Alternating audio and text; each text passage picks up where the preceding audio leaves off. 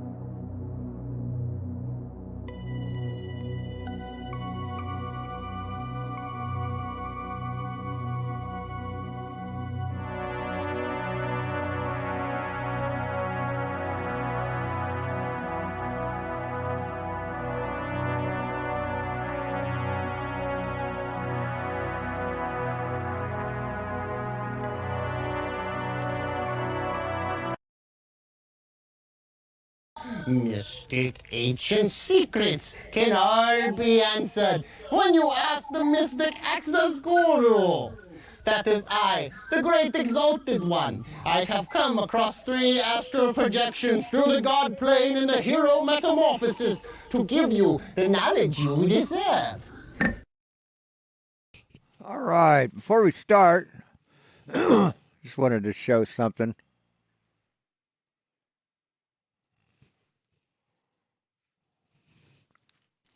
This is the leader of the free world. In the last year, Biden Hey, RT96.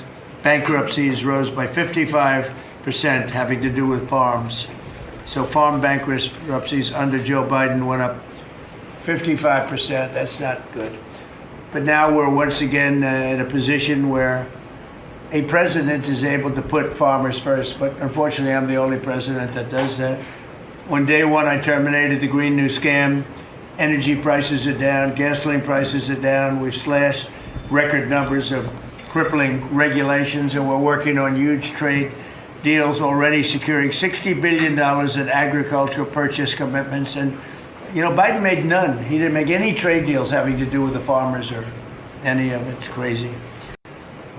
Yeah, Biden didn't need to, because Biden didn't fuck over the farmers. Jesus Christ, I'm so sick of this fucker. Good God. Anyway, we got Roger Ledwell. This dumb fucking son of a bitch. 10th Man just went through and did a nice little series with Nathan. Wanted to cover some of it. Kind of puts a new perspective on it. Yeah, calm down and have a cup of coffee. Hey, Saddlebum. Hey, Skeptic. Hey, Ryan. Yeah. You got a link. You can come up if you want to. Crashes. Who else is in here? Derek Nelson. Yeah, that guy. Never missed a stream. No, I just wanted to go over some of the not D-Man. Jeez. D-Man on the brain. Some FED stuff. Nathan's pushing measurements of the Earth, and that's really what's conclusive. What, measurements? Yeah, it's been measured spherical, dipshit. It's been measured already. Yeah, RT. I've had an open bet, a standing bet, all comers, that I can make Trump into a flat earther. Give me a week, and I'll make him into a flat earther, and nobody's taken the bet. Without explanation, most people won't understand what he's talking about.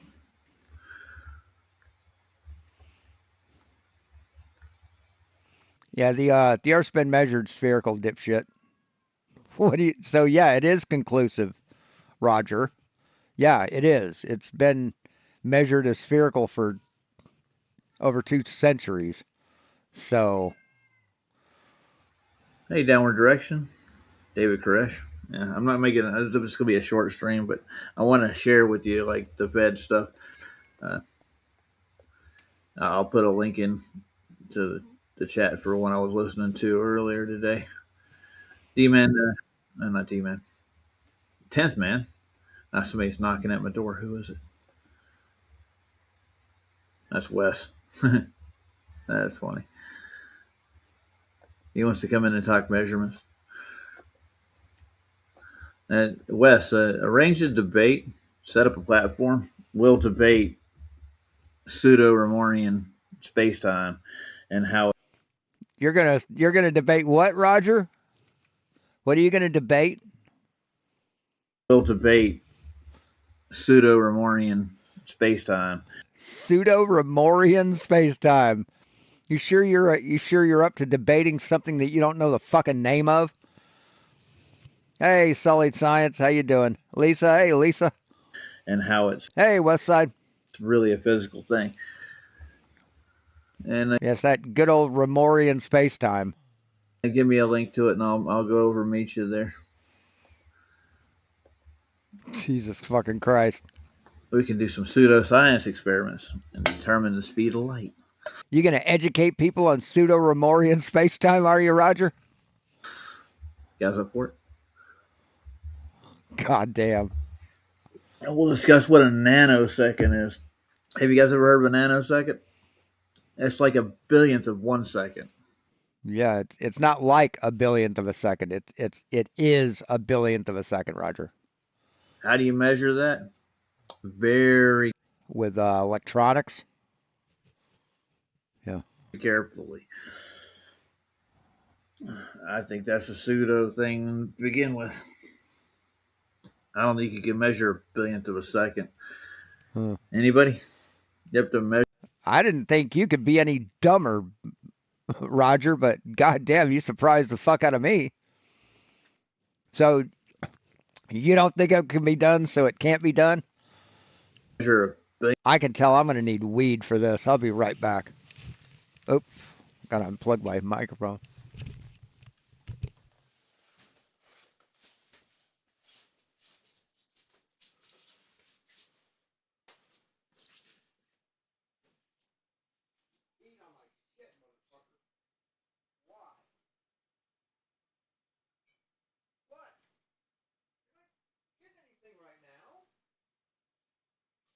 Alexa, lights on.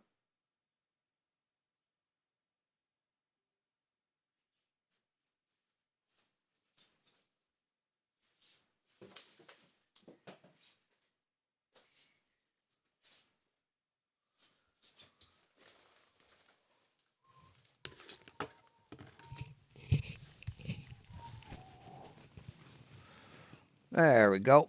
billionth of a second. Me neither. But I guess it's physically possible somehow or another. There's Nathan's newest one they just put out. Oh, it is Ryan. I say hi to Ryan. He's friendly. Oh, there he is. Hey, you want to come up front? You got a link in. I text you. I'll give you a new link.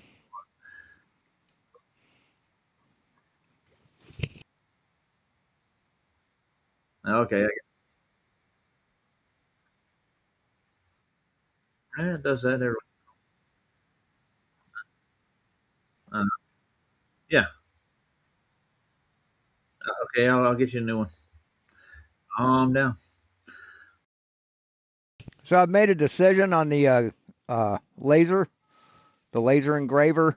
I'm going to build a dedicated engraver, a dedicated thing. It takes 4 pieces of extrusion, some spare parts that I have from my old printer that doesn't work anymore, and some motors.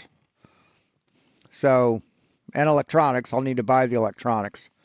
But I think if I have that, it'll be portable. I can take it to where to a place I want to engrave something. Like, I don't know, if someone wants their car engraved with like their signature on the trunk or something, I could do that. So it'd be portable. It'd be storable. You know, I'm not going to be using a laser engraver all the time, but I think that would be the best thing because it'd be it the motherboard I have for the CNC machine. I don't I don't know how to install the laser onto that board. I don't know where to plug it in at. I don't know how to set the G code for it. So, yeah, good point, Wes. I hope so. I do got to copy the link and then put it back here in the meets. Hold on. All right. So if I make a dedicated machine, the board that I want to get for it isn't too expensive. It's this thing right here. It's the DLC 32. It's a 32-bit controller, and it comes with a screen. It's a standalone, so all you have to do is get your G code to run it, plug it into the SD card, the mini SD card, and hit run on the screen. So yeah, it's also got Wi-Fi 2. Yeah, it's also has Wi-Fi embedded. I can use it with my phone. So yeah, I think that would be the best thing. And I can get the extrusion quarter bracket T slot, blah blah blah. Get the linear rails I need, which I think that'd be the best thing. I hate rollers on a V track. Here's 4 pieces of 1000mm T slot, 2040. That's what I need. A micro SD card extension cable in case I want to, have the card in a different place, and the board. So altogether, $127. Not bad. I think it's not bad at all.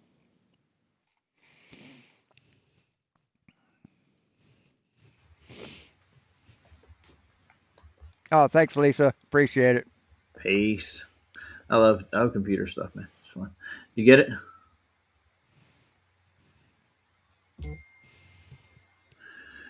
Oh, geez. Hey, where'd he go? Ryan, you can come back in, dude.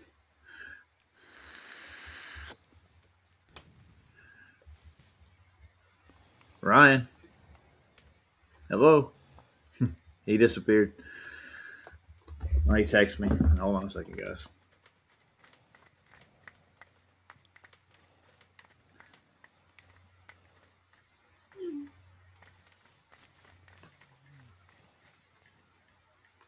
Hey, Cygnus. Seems the party is finally over. YouTube now ties brand account blocks to your main account to fix the sock problem. Say what?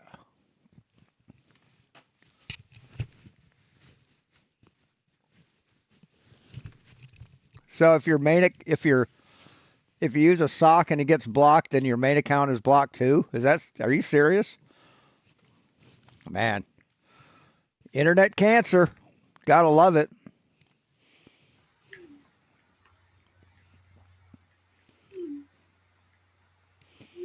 You're right no matter what. Every video, every thought, every upload, every post, every short you make is 100% correct. And anyone who tells you that you're wrong is 100% wrong, and they need to be deplatformed. Yeah, I'll be back in a second. Hey, Lindsay. Yo, Ryan. I love that Wow. air. It's really good. Anyways, while we're doing that, let's see if Mr. Anus put out another observation. I'm sure he did. And I'll get to FED. Yeah. Go back into. I mean, that is some Here, horse I'll shit. talk to him. Give me a second, guys.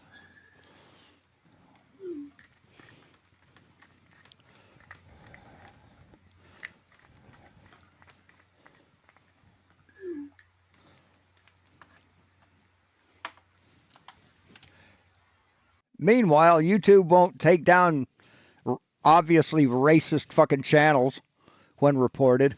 They won't do that. Will they? He'll come back in. Anyways, Mr. Anus. Let's see. I think he did put out a new one. Here's not that long ago.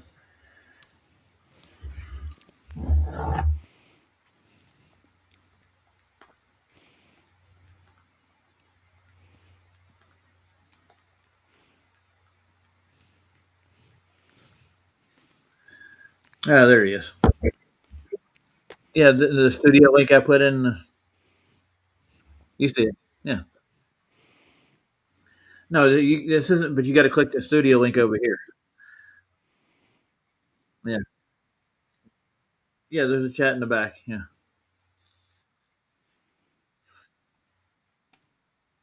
You don't.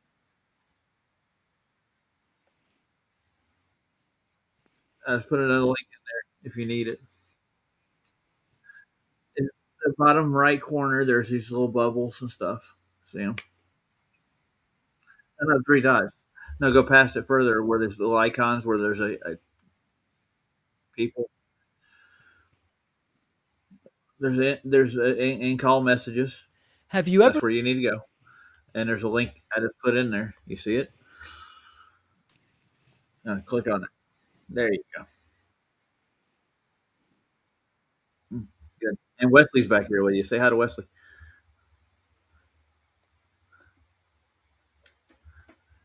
I know it's chaos over here. There he is. Yeah, there's the monster. How's it going, Cookie? Ryan. He dropped out again. Click the link again. There he goes. You get it that time. He did. Yes. He's in a tent underneath the sun right now. Say hi. Are you talking? We can't hear you. Something wrong with the phone. Hey, Gumnut man. Are you enjoying this show so far? He's trying to unmute. Go. Oh, there you are. Can you Say hear me hi, now? everybody. Yeah, we can hear Can you. you hear me You're now? loud. You're loud, though. Let me turn you down a little bit. You're hot. Well, you're not loud at all. That's fucking weird. All right, what the fuck, dude? I have my microphone set proper. Here, I'll turn myself up. No. Oh, I see what I've done. Hold on. Wes is trying to come back in. Anyway, I wanted to just listen to some of Nathan's. I want everybody to hear his, if you haven't heard his latest theme song and what they're covering, I wanted to go over it. Yeah, the one eye symbolism. Yes, they're this everywhere. They can't get away from it. Everybody's got one eye or two. I'm pretty sure of it, or they're not seeing it. I'll keep an eye out for you. I'll keep an eye out Good for idea. you, Raj. I'm glad. Yeah, Anyways, anytime I say that, I that's what wanna, I mean. Just so you know. I'm gonna pull up the last FED and the one before that. I think I want to go back What to if the you one. what if you watch all the shows that you like to watch and you find that same shit in there? Then what happens? Oh no! Then it's the end What of if it it's all. I have everywhere? to quit. What if it's Yeah. everywhere? What if it's like totally taken over all of our minds and we don't even realize we're reproducing it? I'll Then just what? change my mind out, for something else. You just switch brains. To be the man with two brains carried around in a Yeah, jar. why not? I hear we're nothing but brains in a jar. That's what I understand. That's what Is our that bodies not are, correct? right? Oh yeah, Basically, I think you might be right. in a way, yeah. Can you hear me okay? We're gonna get cerebral. Yeah, I'll. The Compton generator. No, I haven't. Dr. Blitz is very, very smart. What is the Compton generator?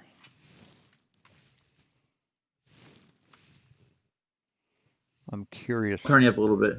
You went low after I turned you down, so I know it's because I'm changing the settings around. I'm trying to figure out why it wasn't working with the headset, but it doesn't say that Eric's it's here. set on headset, but it works. Yeah. Anyway, if you can hear me, it's all. Long before he won the Nobel Prize in Physics, and while still a Worcester undergraduate, Arthur Compton realized a third way to demonstrate Earth's spin after pendulums and gyroscopes. Compton reported his results in a manuscript submitted to the journal Science, 1913, January 13th. Compton's generator is nowadays often used as a textbook example of F sub C, with that funny line over it. I don't know what that means. Change? I don't know. Pseudo force deflecting the fluid in a circular tube as it is flipped in Earth's rotating reference frame. Yeah, I've heard him bring that up. I've heard him bring that up.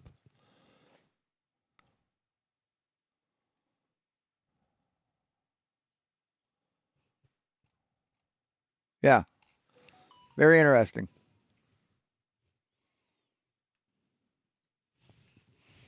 Matters. Yeah, I heard your phone on there for a second. Yeah. Oh, did you? All right. You heard that ping pong? Sorry. Yeah. Hey, Derek, you can click the link. You see the link in here, or do you need a new? Is that link? Here, I'll put it on the link. I didn't know how to find it, and I'm a smart person. Not really. But. Yeah. Come join the noise chaos out here that Ryan's making. It's usually incredible. My dragon.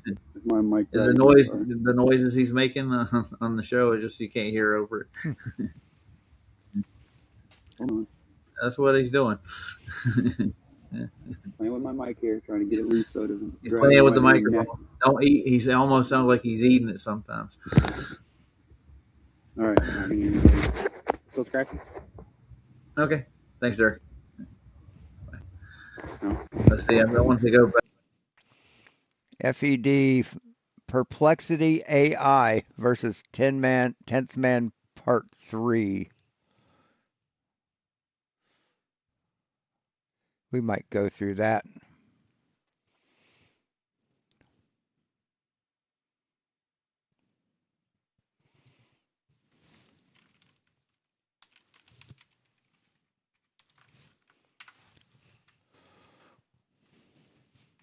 Mr. Cheswick with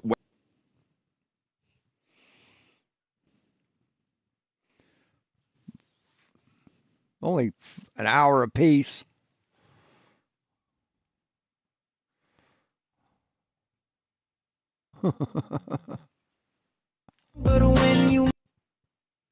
Flat line between the observer and the star's geographic position, AI says.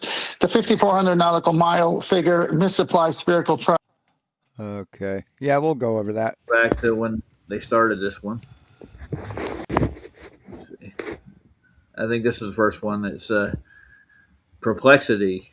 I guess it's the name of the AI. It's yeah, absolutely, RT or Cygnus. Yeah, if I was Putin and I had an American president as an agent of mine, what he's doing right now to this country is exactly what I would have him do. Exactly. I wouldn't do anything different. If I was trying to ruin a country, wreck a country's infrastructure, law enforcement, military, economy, that's exactly what I'd have him do. Exactly what he's done right now. Get the entire world to turn against us. Donald Trump has been declared a security risk to the world by everyone in the world but us. Area of a car sounding. Let's pause that for a second. We'll take it back to the beginning. Yeah, he got AI to dance through hoops. Hey, Derek. I do it all the time. I enjoy it. It's fun. It's quite fun. Play with your AI, are you? Let's see what he does. Oh, he doesn't realize. Yeah, I mean he tore down half of the fucking White House. Jesus. Yeah, it's working. Absolutely. Yeah. Fucking Supreme Court won't do anything about it. Fucking Republicans won't do anything about it.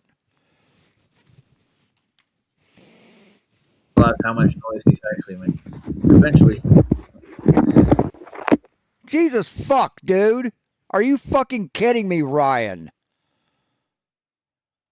God, put me down, Ryan. Yeah. Good afternoon, boys. Hope you're doing well. Good afternoon, Derek. Jesus, what a fucking idiot.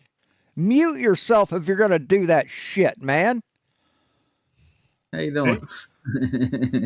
I he'll caught a situate. piece of Ryan's jacket that looks like a nice jacket he's Yeah. got. Oh, it is, isn't it? Like the camo and all that. Yeah. Yeah.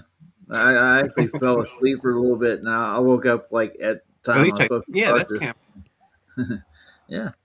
Right on. He's a camo guy. Yeah. Camo, you moron. Are you camo? Plaid, man. Oh, he's plaid. He's a plaid guy. Plaid. It looks like camo, though, doesn't it? Oh, yeah. On Well, my from house a camo, though, distance, wherever yeah. it is. Yeah, I guess it would.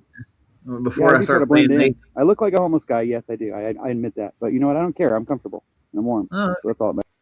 good. Wait, I'm sure you get camo too somewhere. And before I go, I gotta give a disclaimer. If you don't like the way I dress, send me money. Yeah, he tore it down without any kind of a fucking plan. He didn't have an architectural drawings.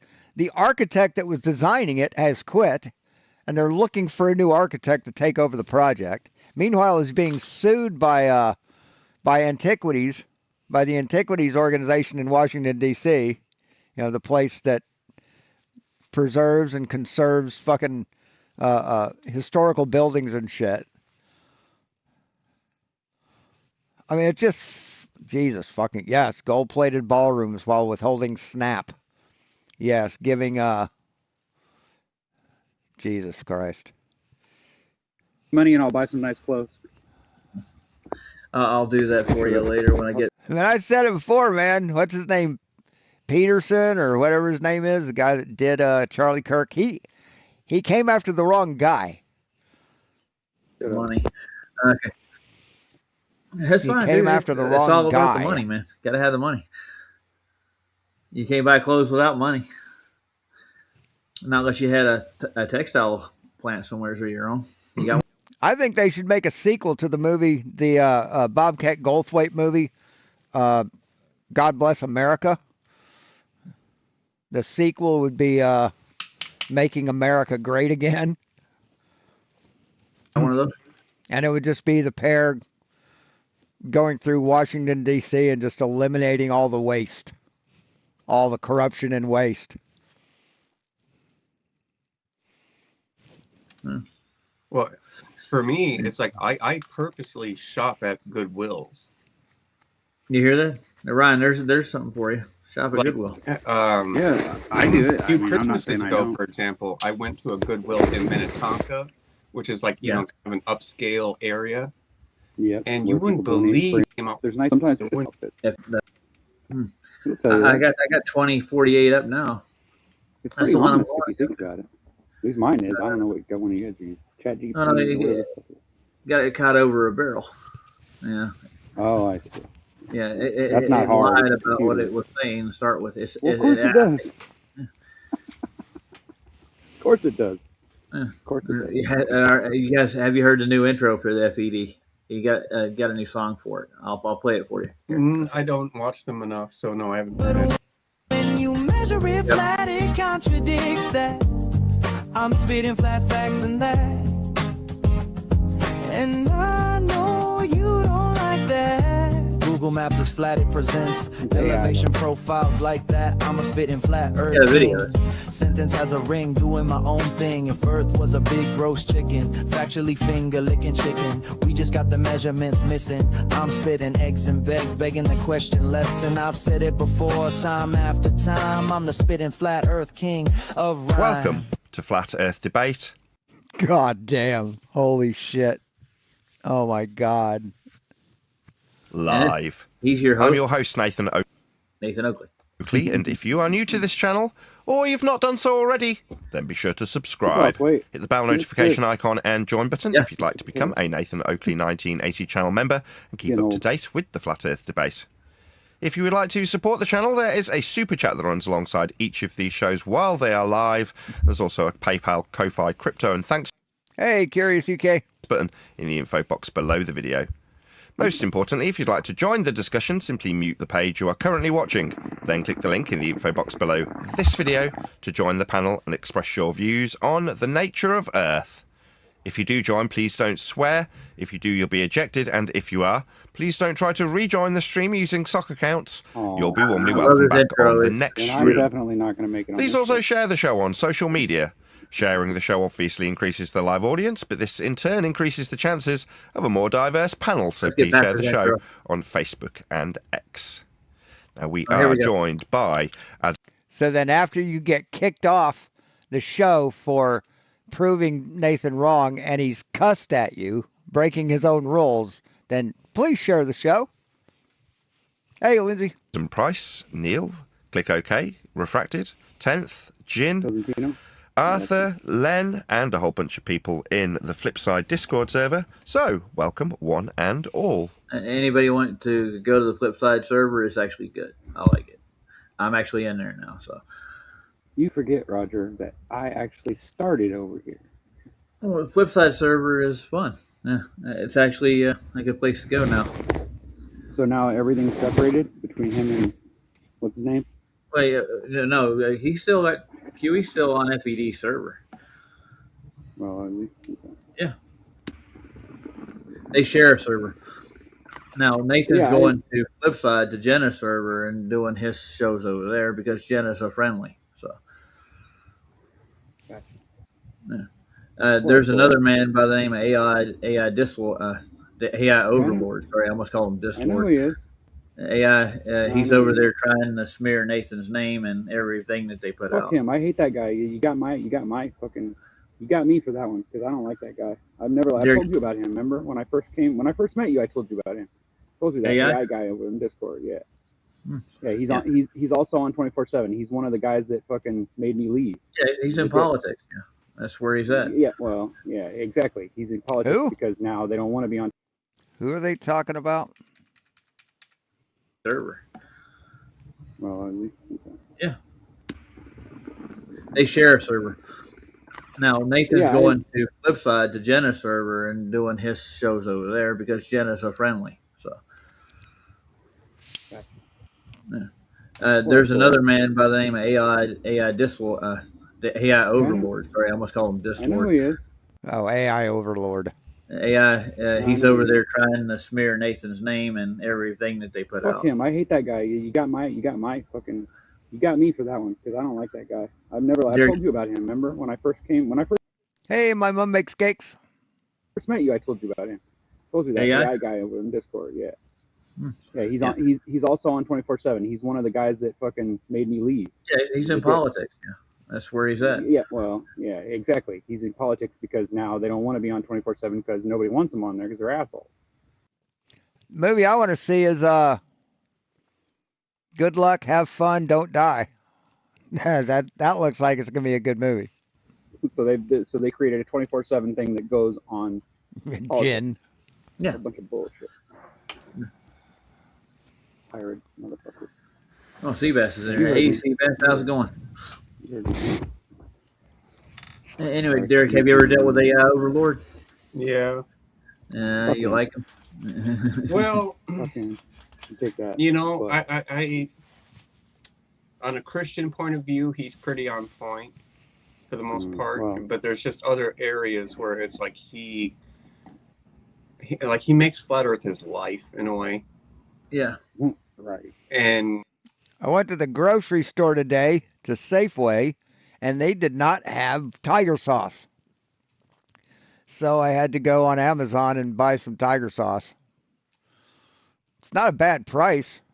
5 jars of it for $30. It's not bad. It's good shit. He can kind of put his foot in front of another person to kind of trip him up a bit if he so wants. Nice new intro. Hey, I nice love to it. meet you. I didn't mean to hit that. Go ahead. What were you saying there? I'm just giving my thoughts about AI because I've spoken to him. Yeah, it's the several best shit, times. man. I've heard him out. And the company that makes it's pretty dangerous.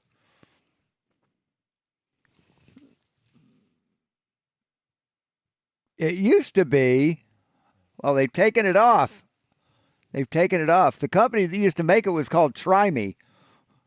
So they put Try Me on every bottle.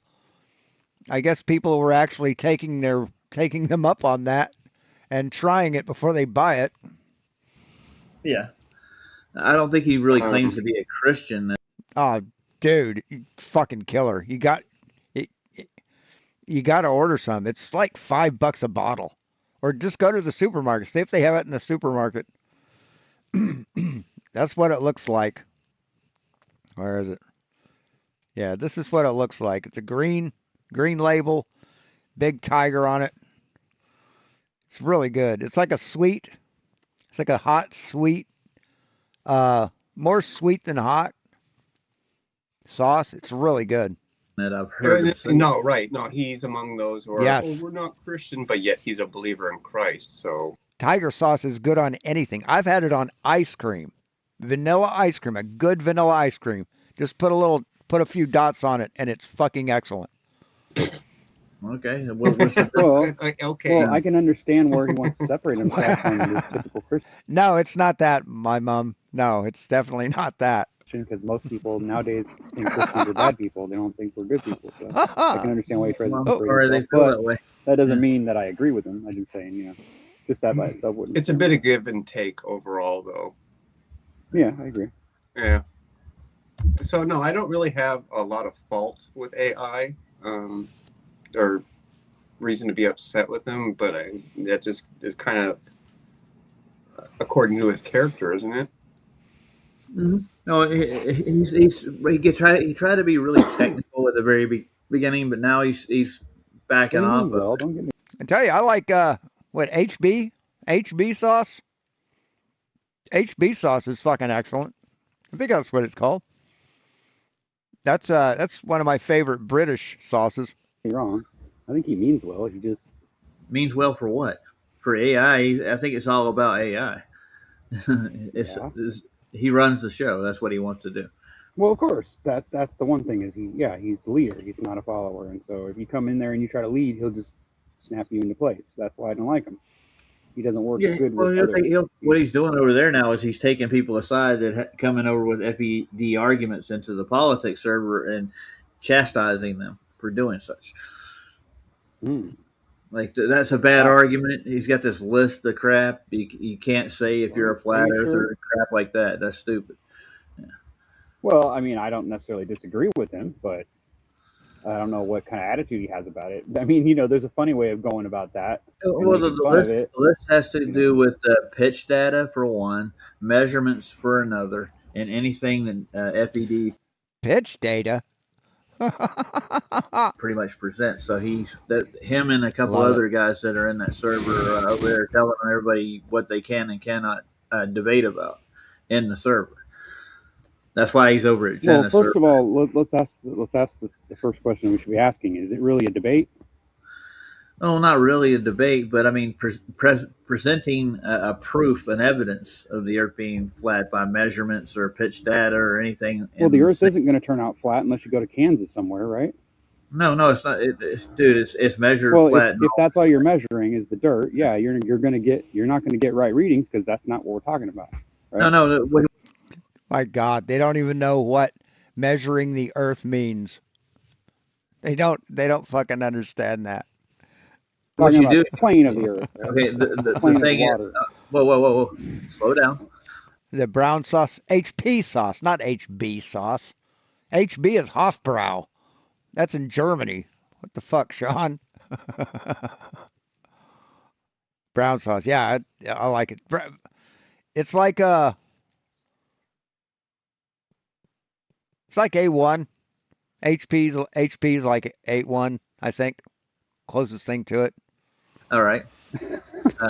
Where you keep going? I'm a Heinz 57, man. What makes the Earth flat? Well, the plane it gets proven by the water. That's just simple as it is, right? Well, We agree. not just the plane with water, dude. It's everything that's measured is an elevation above level. Yeah, Sea of course, level, and it's not different. Yeah, it doesn't change. It doesn't deviate from that level part. It doesn't curve around it. All the pitch data and all the measurements that go with it, and that's the starting point. That's where Nathan's going with it. It's measured flat. Oh yeah, I agree with him.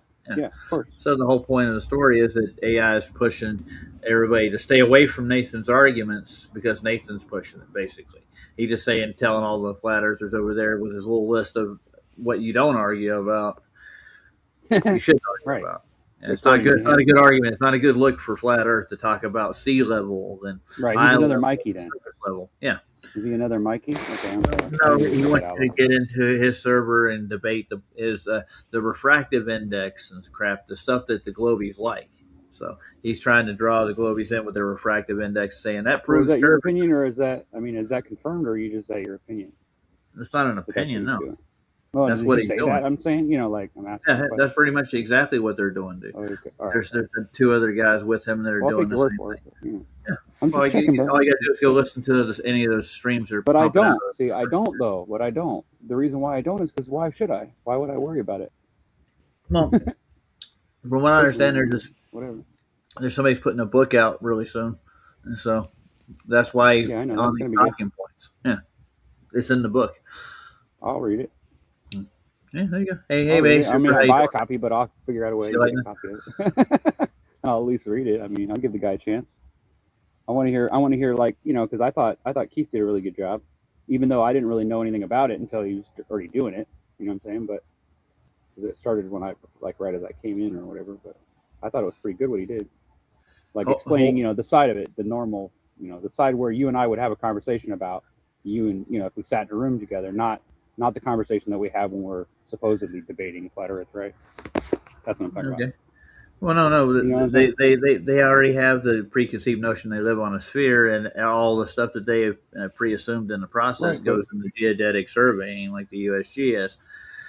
No, Roger, there's no assumption. There's no presumption of it. It's been measured. And, yeah. Stop being dumb, Roger. And they say it's wrapped around a geodetic spheroid, which doesn't really match up with the spheroid they actually have photographed in space, too, on top of that. It's even worse. But it does kind of match up to the way the sky seems to look when you look up at it. And since it's a dome, it kind of looks curved. So, of course, it's going to give Since it's a dome. That's why they use it as a trick, because it's psychological. It's dark psychology, bro. Okay. It gets under your skin and get it. Think about it. And that contrast is what makes you stupid to it. Think about it. How do you think you believe in Santa Claus and the Tooth Fairy? Come on, guy. Think about it. There's also another pre-assumption that goes into that little envelope too. It's like that the Earth actually rotates. That's really a funny one. Right, because there's no evidence for it, but yet they got all kinds of claims, but they're all like goofy. No evidence for Earth rotation? Yeah, man. Hilarious. You couldn't demonstrate yourself without knowing some kind of technological skill, which is just ridiculous. Science doesn't work that way. We all know it, right? It's either true or it's not. No, all you have to do is look at the stars and see circular star trails to know that the Earth spins.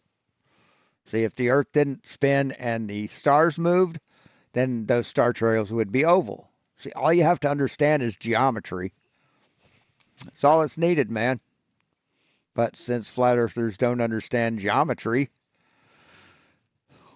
a law of nature shows itself to be a law, right? It doesn't change. Yes, like the law of gravity, like that. Because you're doing the law of spherical excess. In the experiment differently. You know what I'm saying? We all know if you throw a ball up in the air, it's going to come down. I mean, maybe the wind will blow it, or maybe you'll figure out a way to make it float somehow, but eventually it's going to hit the ground. You know what I'm saying? Like, no matter what you do, eventually you're going to have to put that sucker down, right? Mm-hmm. Sorry about that. Sea Lightning gave me a link. I just pulled it up. No worries. I was just talking to you. The other thing is that it's like they're trying to pull FED apart from the inside. And bullshit, because I agree with Nathan. I think Nathan's a good guy. I just don't watch the show because I don't. No, Nathan is not a good guy. He's not. He's one of the worst humans on the planet. Discord People like AI Overlord and I don't like him. That's especially why I left. I want to be the star of the show for on especially Discord and debate. that's great because he's a great leader and all that. He's done a good job. He did a good job when he was doing work over there at 24/7. I won't decredit him. I'm just saying I don't like him. I don't get along with him because I'm obviously not a follower either. You know what I'm saying? I'm a leader myself. That's the reason why I stay in the background, because if I try to lead, then I'll take over the show, and I don't want to do that.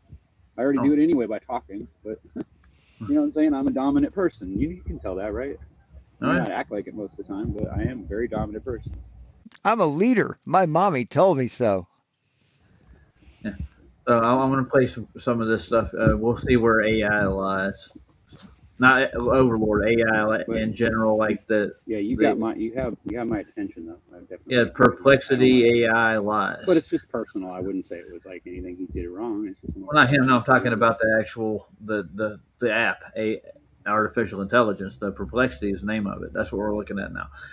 That's now you're going to change that. See, that's what I figured was going to happen. Is eventually you're going to say AI, and you're not going to mean the guy. You're going to mean the AI, and then I'm going to. Yeah, I was talking about AI Overlord. He's running that server over there. I was talking about that originally.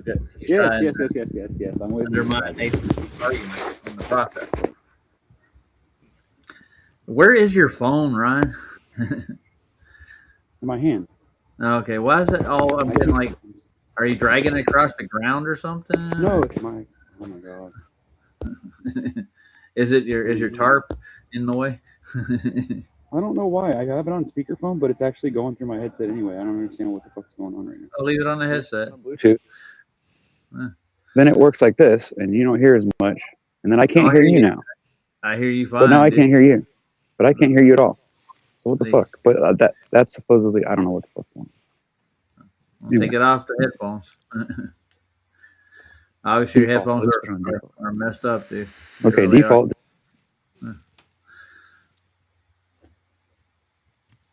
I'm like in post-production here, or pre-production for the show. Before we're actually going to have a show. I'm having a show later tonight. We're actually putting together a better one for you. Yeah, we're practicing for being stupid later. No, we're not. We're not lying about. Here we go. Jesus People, Christ. thank you for coming. Good morning. Hello. They just talk about nothing, man. They just they talk for hours about fucking nothing. Big shout out to Len. So we had a glimpse of what the intro was going to be in a shortened, low resolution, hacked up version that I put together with Len, mostly Len, hours and hours of Len, more Len than me. And that was previewed last week, but in a sort of fuzzy, grainy, hacked together version. Whereas I've had a bit more time to do it this morning since Len sent me the high resolution final renders, and I've hacked them together into a slightly longer version. So having practiced with it, which I'm glad I did a couple of times, I got the feeling that it was a little bit too short. So I've extended it slightly, made it a bit more smooth, increased the resolution, that's Len, and then put a little bit more song on it, and then extended out the exit part of the video. So when I start my spiel of welcome to Flat Earth Debate, I've got a little bit more time to transition, and it just looks a little bit more slick, a little bit more professional. Not that you'd probably notice if Neil hadn't said anything, but yeah, we've got a brand new intro, and it is the final version now. So I'm calling it Spitting It Flat 2026, the new intro for FED. So that's what you've just heard. So hopefully you all enjoyed that. Thank you very much, Len. Really appreciate the high resolution version. Outstanding. What do you call it, Nathan? Spitting It Flat. What happened to the old Discord server? Well, there isn't really an old Discord server. There's just Discord servers. So all of the Discord servers are potentially still useful. So Flat Earth Debate Discord server was my former residence, but it doesn't necessarily mean that I'll always be in there. So at the moment we're in Flipside. We may go back to Flat Earth Debate. We may go back to politics. We may go back to, what was that lady's name? The one that we went to recently? Yeah, Jenna. We might go to Jenna's server. So, as is always the case, I don't have a server. So none of them are mine. This isn't mine. But, you know, kindly, very kindly, in the last couple of years, it's been Righteous Force that has allowed me the use of his server. And at the moment, Discord. All right, guys, we got somebody named Vladimir who wants to join in the back. It doesn't like Vlad at all. I think somebody's trying to troll me. Well, we know one Vlad. We know that. Yeah, and I know what his avatar is. I'm not sure. I wish I could open it up and talk to him. Hey, Vlad, is that you? If you can, put your camera on. If it's Vlad, he'll put his camera on. I'll have no issues with it. Fucking Roger, fucking mouth breather. That's what you're hearing. Roger's a fucking mouth breather. He can't breathe through his nose like a normal human. Oh, but I seriously doubt it. He's not shy to putting his face on camera. The Vlad we know. This guy's holding a red ball in his avatar. I don't know who it is. He left. I guess he didn't want to join. I'll talk to Vlad, see if he came over, but I seriously doubt that was Vlad. No, I seriously doubt that too. Yeah. Let's see. No, he's not come back yet, so let's get back to it. Sorry, I have to call my grandmother and wish her happy birthday. Oh, happy birthday, Grandma.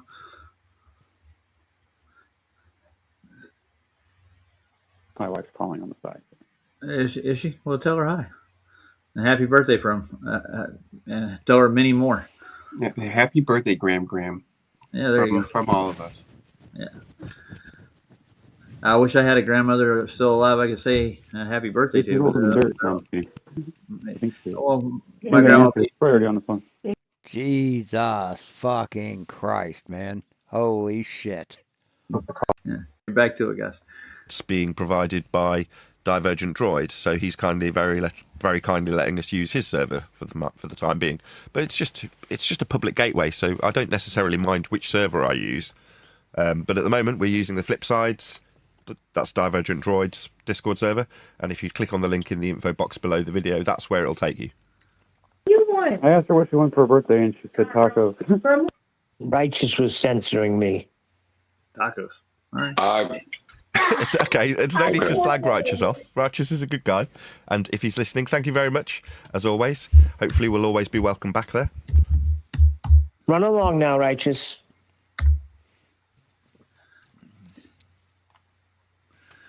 Shall we start? This is going to take a while. Well, that's why I've started a little bit early, just to get the bit where we have a little chit-chat at the beginning bit out of the way before we start officially. So today we're going to be doing a presentation, which you may have heard that we were going to be doing if you were listening to last week's shows, which is 10th Man's presentation with ChatGPT, where he takes ChatGPT... No. Perplexity AI. My bad. Perplexity AI. I need to change the intro. The title, sorry, of the show. Same difference. Is Neil driving? Say again. Say again, John. Is Neil driving? Is Neil driving?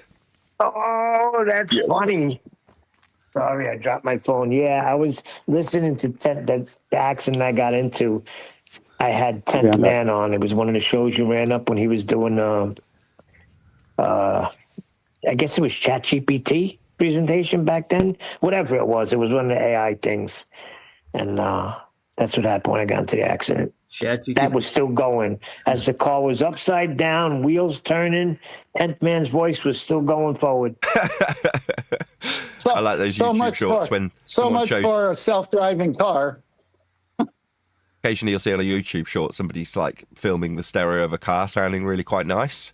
And then as they back away and spin the camera through 180 degrees, you realise that the car's in a ditch, upside down, completely mangled, but the stereo still works. And then I can start again. This is fairly long, and I have to keep every part in there so that you can see how I navigate through AI with good questions. So I started off with, in celestial navigation's technical terms, give the best definition for zenith, nadir, and azimuth. And so AI goes, in celestial navigation, the term zenith, nadir, and azimuth each have a precise technical definition related to the observer's position and the celestial.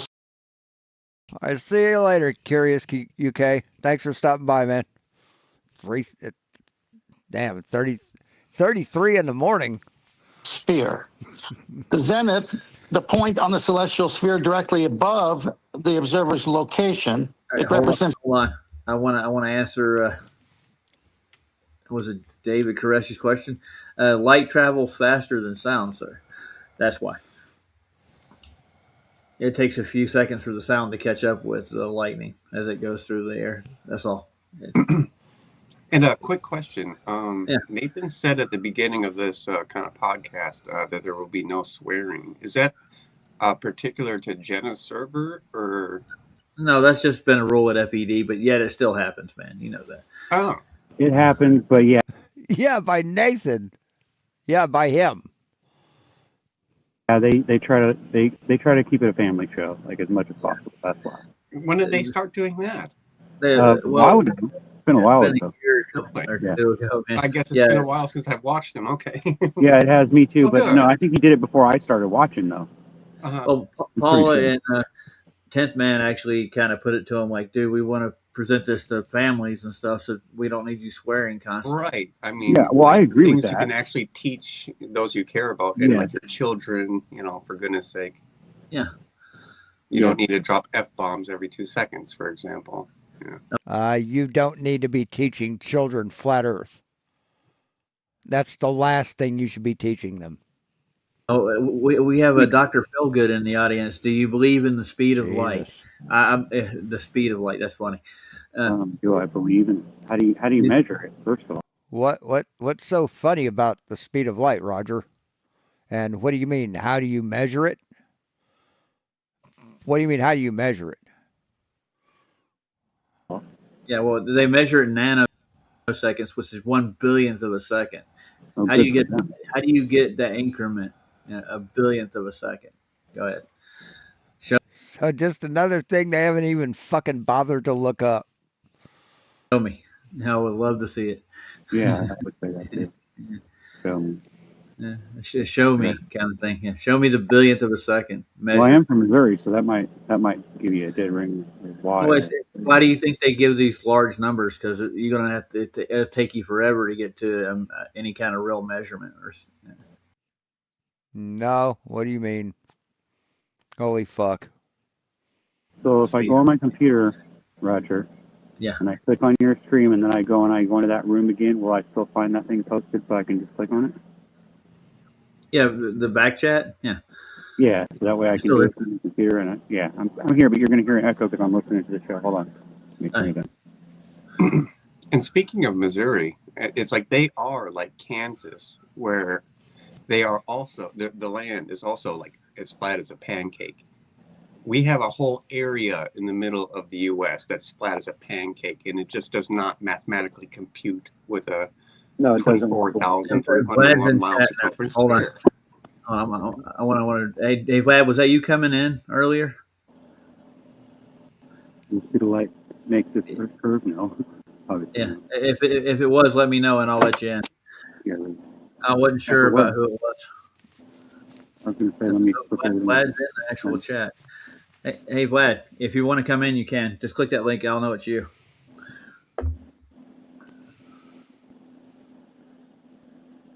Do you believe in Earth curve? Do you know how to measure curve, Dr. Philgood? Okay, now I'm in here. Let me see. I don't think he does. And Vlad, if you want to come in, you can. I'll let you in. Yeah, that's not Vlad. Ryan's you can come in right now. There's no in the reach all. I'll let you in. Call. You there? He's out now, so I think he's got it.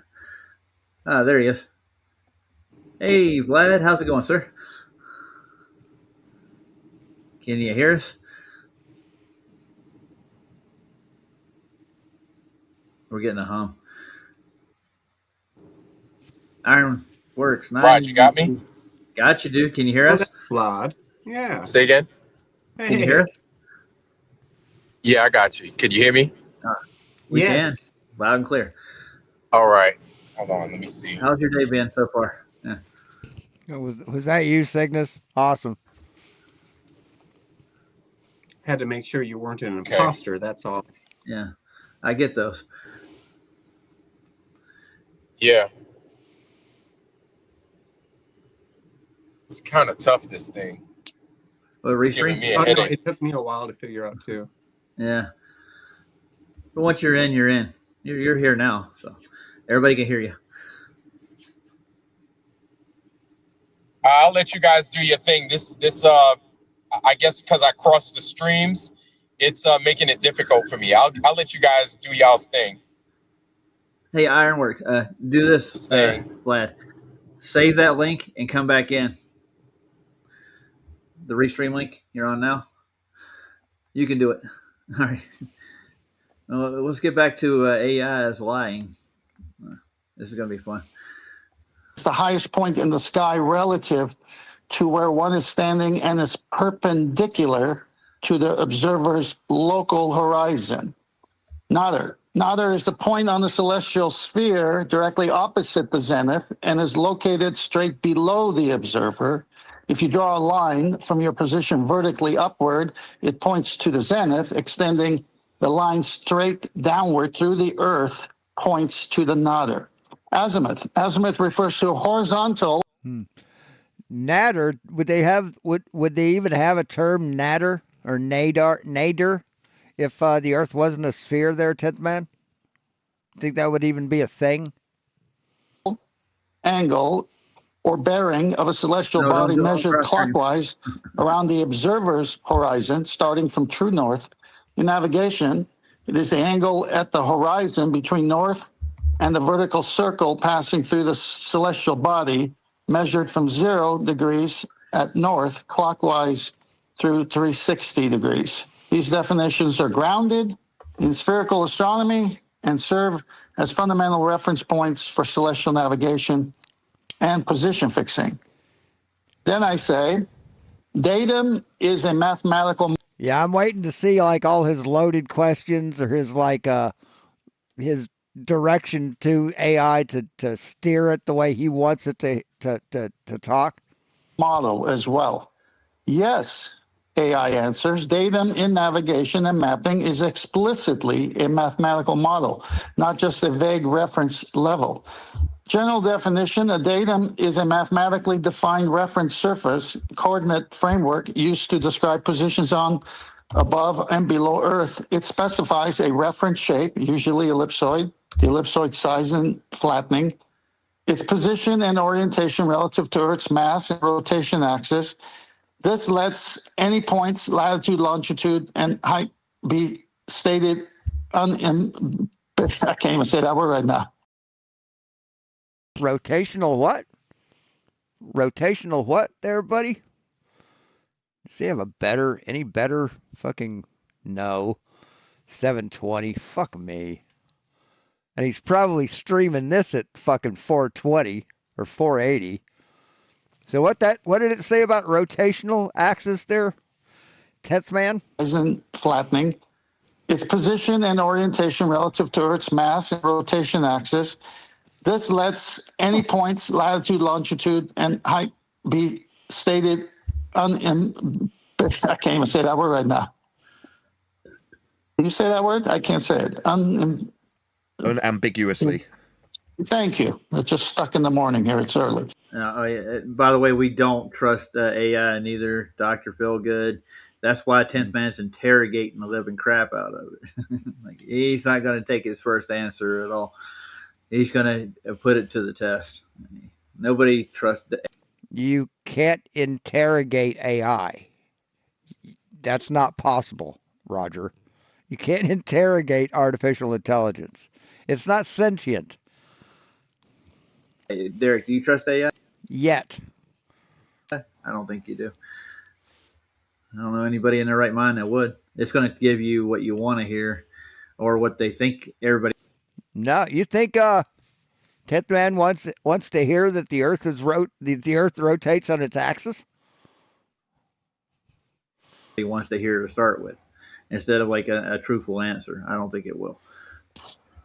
All right, types are relevant to navigation. Geodetic, horizontal datum, a reference ellipsoid plus the origin and orientation used for latitude, longitude, and it gives the reference there. Vertical or tidal datum, a mathematically defined reference level for heights, depths, such as mean sea level or low. But you know, if AI said that the Earth is flat, they'd believe that, right? They trust it implicitly. Most astronomical tide used for charted depths and tidal heights. So when a chart, GPS, or almanac says it is on a WGS 84 or another datum, that means all coordinates are defined with respect to a specific mathematical Earth model and its reference frame. Notice yes, mathematical model, measured model. These words, it's all mathematical. Okay, then I go on and say, but that's applied after. I don't think Brian is presenting here. I think this is strictly 10th man. Flat Earth measurements done with a sextant. So I hit him hard. I got a question for you, Doctor, right quick. Do you trust the USG? Flat Earth measurements done with a sextant. Brilliant. Yes, datum surveys and stuff. That's a real good one. And once you look at how they get their models, it's like it's questionable. It's like what? By measuring? See, that's how you get a model. You measure and you observe. That's how you create a model. They kind of like shoehorn the measurements in there with the radius value they pre-assumed. But I'm just biased that way. Right here, AI that is. So AI says no. Sextant measurements in celestial navigation are not flat Earth measurements that datums are applied to afterwards. Sextant sites measure angular altitude from horizon to celestial body and the azimuth relative to the local zenith using spherical trigonometry from the start. There you go. Awesome. Start to compute position lines on a curved Earth model. Remember? Yes, on a curved Earth. Yes, absolutely. It's contradicting itself already. No, it's not contradicting itself already, Nathan, you dumb motherfucker. It's proving you wrong. That's what it's doing. Yeah, it's like when they Google stuff, but they never Google, is the Earth flat? Absolutely. Yeah. Tripping all over itself. Yes. Measurement process. Sextant angles are raw observations corrected for refraction, dip, horizon curvature, and index error to yield the true altitude and astronomical horizon, a tangent plane to the Earth's curved surface. These corrected angles combined with Greenwich hour angle from a chronometer and almanac, and declination from a spherical triangle solved via law of sines and cosines for latitude, longitude. No initial flat assumption occurs. Roll of datums. And it references the WGS84, define in final coordinates, reference frame, plotting lines, position, lines of positions, LOPs on charts, but the site reduction math inherently assumes sphericity. Let me say that again. The site reduction math inherently assumes sphericity. No. The sphericity is incorporated into the into the math. They don't assume anything, dipshit. It's incorporated into the tables. Love it. They're just so fucking corrupt. Polaris altitude latitude only works on globe, varying predicted with movement. Flat Earth models fail sextant consistency over distances as Polaris height changes non-linearly without globe math. There you go. Yes, the height changes non-linearly.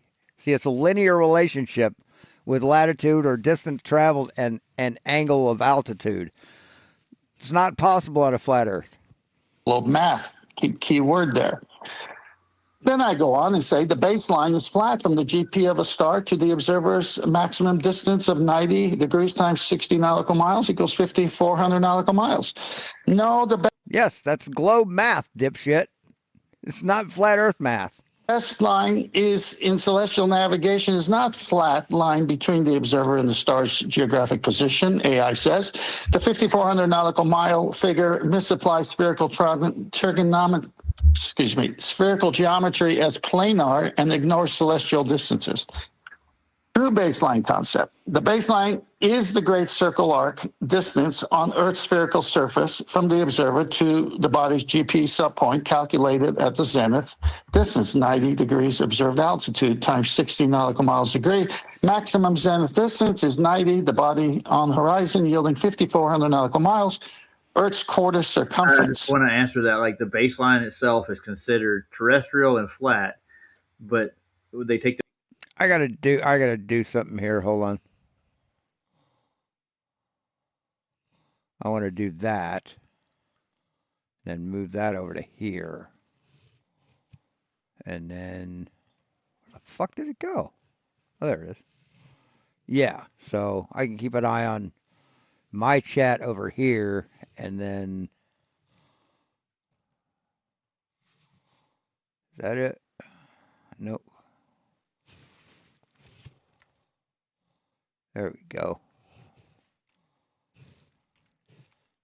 So I can zoom into it. We don't give a shit about his chat. Nobody's in his chat anyway. So then we can actually see what ChatGPT is doing.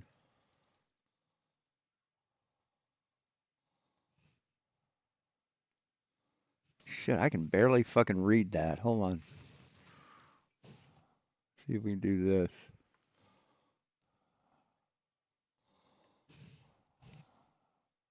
Will this work?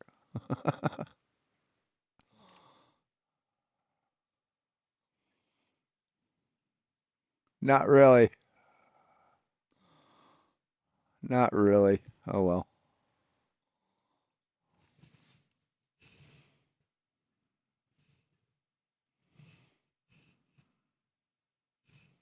measurements to what again?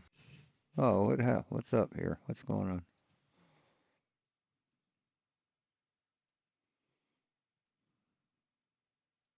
There it is. I don't know, man.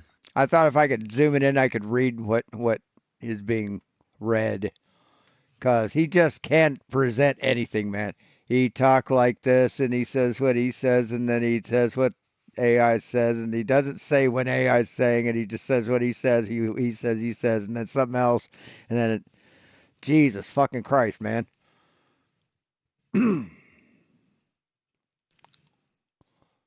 Wait, what the hell? Fuck. Come on, Sean. Stop it.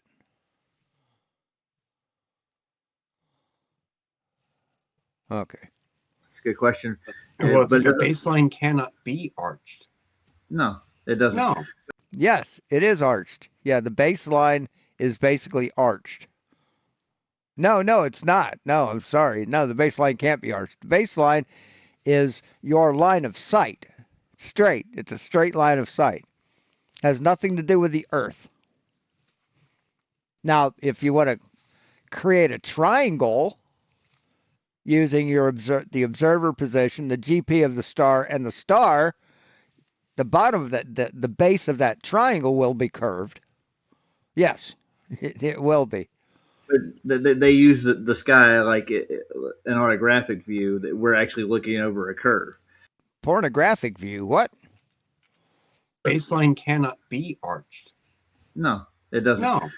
But they use the sky like an orographic view that we're actually looking. An ornographic view.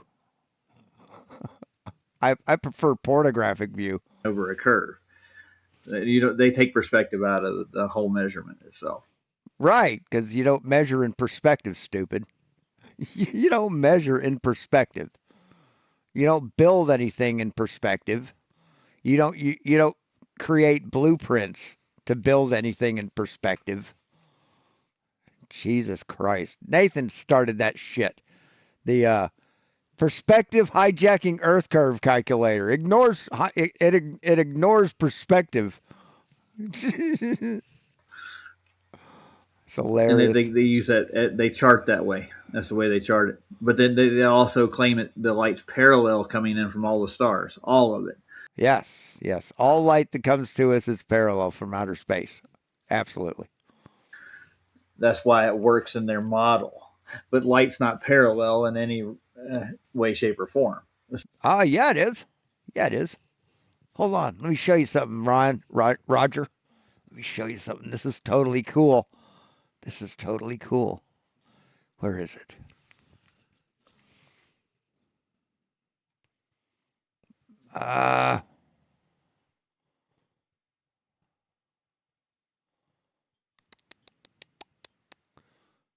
When I find it, I need to name it. Need to rename it so I can find it easier.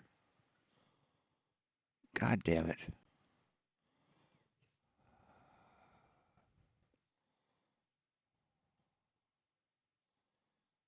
Son of a bitch. I thought for sure I put them in there, put it in this folder.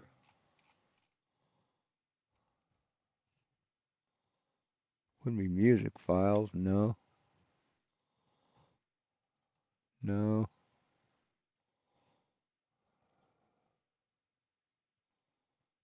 Not there. It's not slideshow. Huh. Well, where the fuck is it? Uh,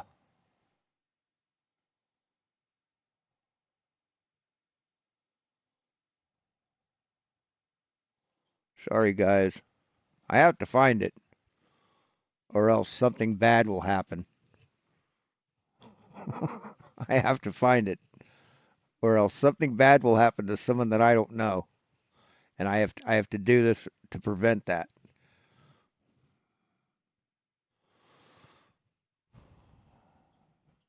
God damn it!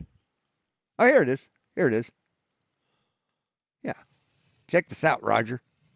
Check this shit out. Look at it. Look, see that?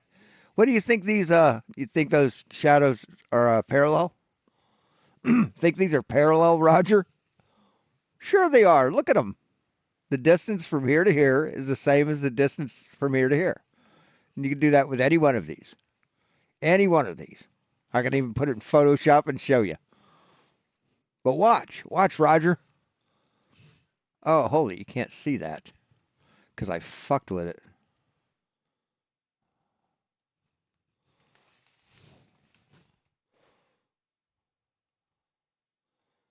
Yeah, we'll get it back the way it was.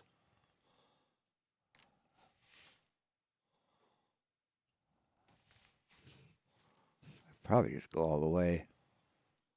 Yeah.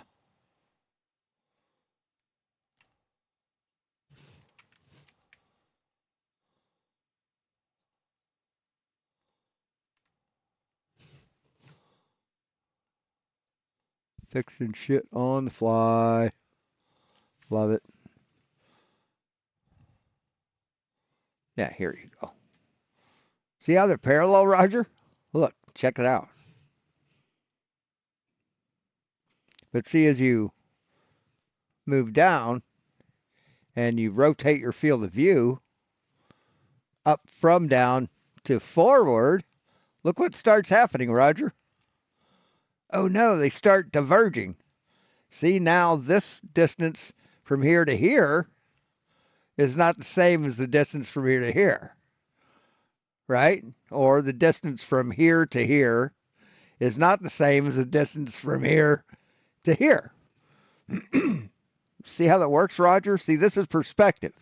This is the shit that you don't understand, Roger. Because just like railroad tracks that are parallel, that are fucking parallel when you look straight down, as you're standing on the ground looking down those tracks, guess what? It looks fucking, they diverge. See, it's just like railroad tracks, Roger. But you're too much of a fucking simpleton to grasp that. Starlight's not parallel. You can look at it and see it. Just watch it. It's not. Yeah, there's a lot of things they had to jump through to make it work. Excuse me. See, when you say that, Roger, it's just a lie. See, intelligent people that know what's up know that you're lying, Roger.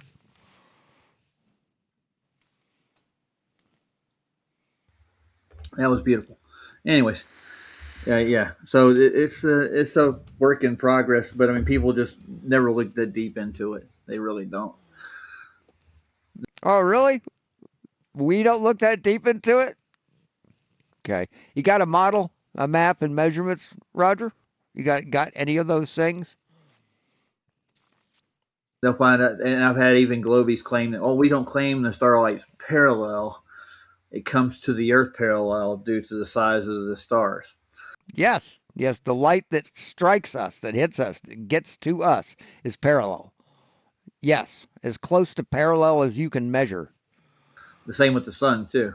They claim light's not parallel, but then again, it travels so far that it comes in at a parallel angle.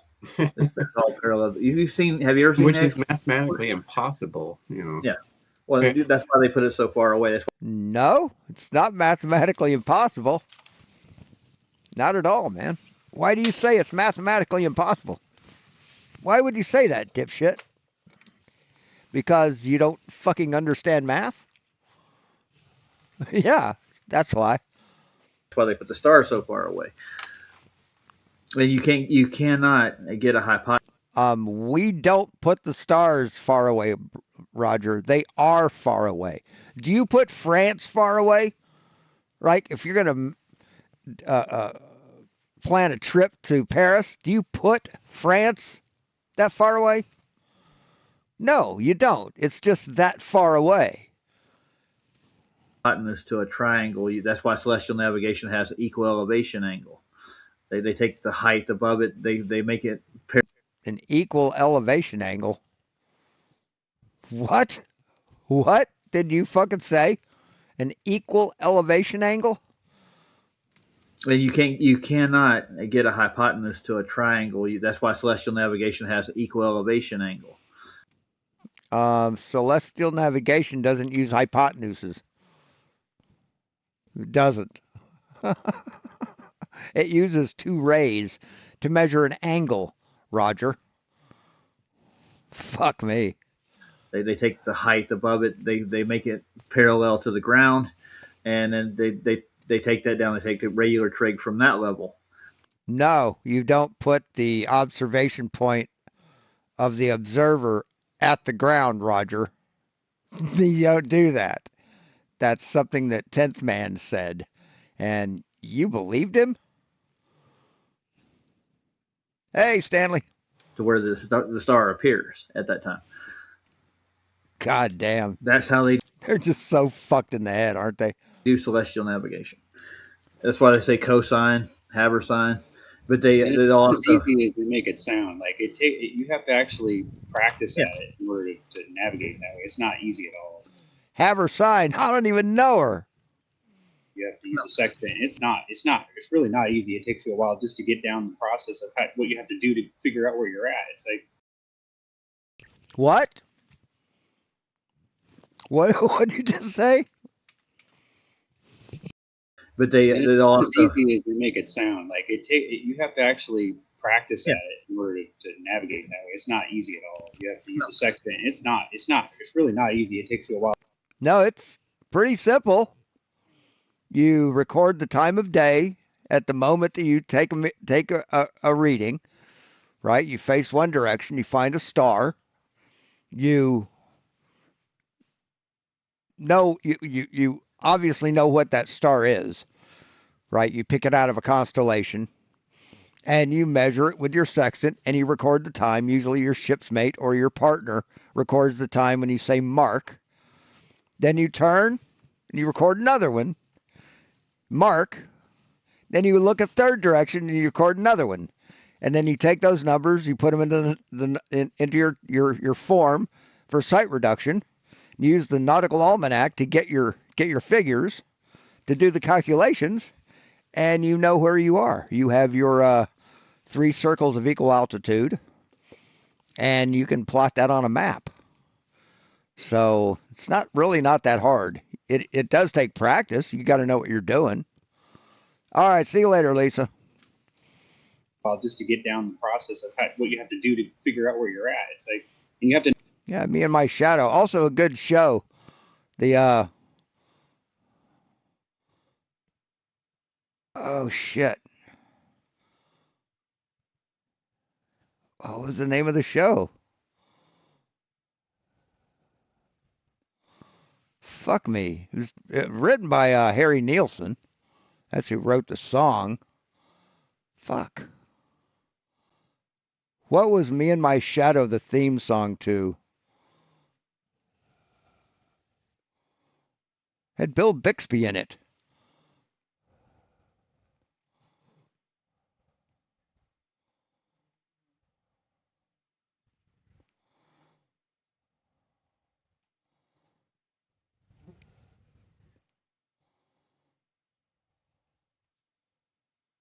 Oh, wait. Me and My Shadow. Are you talking about the old one?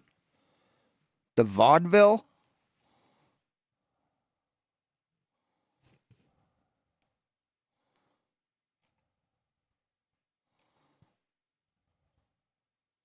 Oh yeah, no, I'm not talking about that. Not the 1927 hit.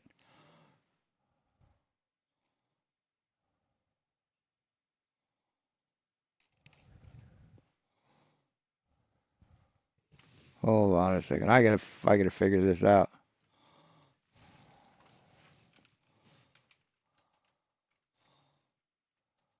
So there's two of them. Me and my shadow walking down the avenue.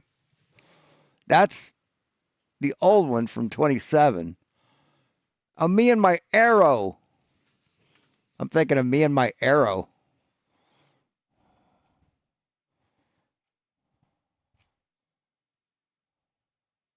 Yeah, that's what I'm thinking about. Me and My Arrow.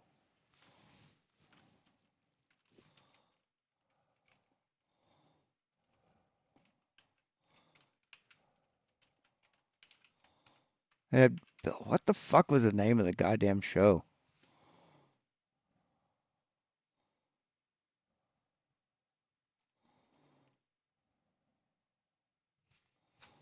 Fuck me.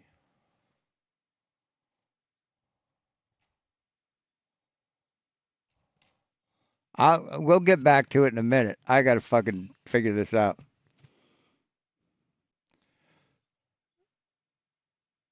Sitcom by Bill Bixby.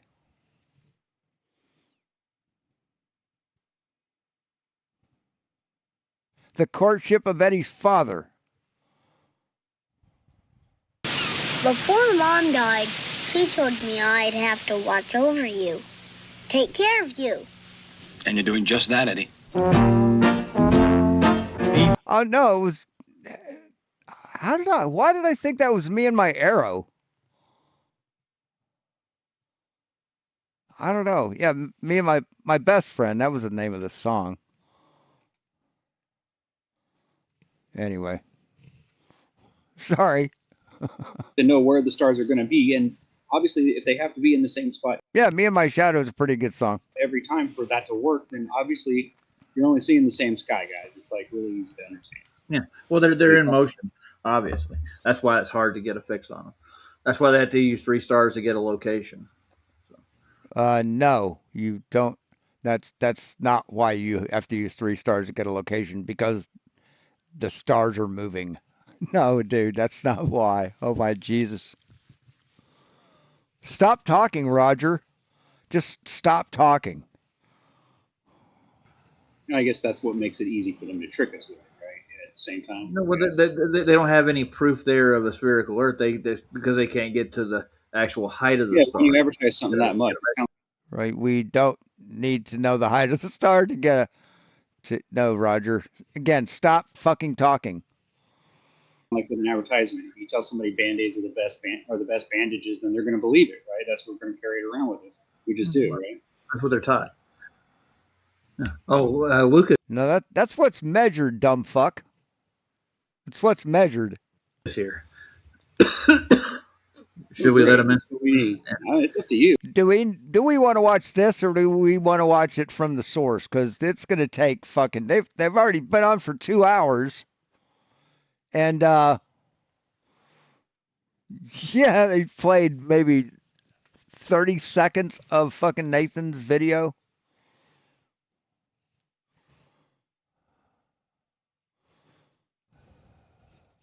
Where are we at here?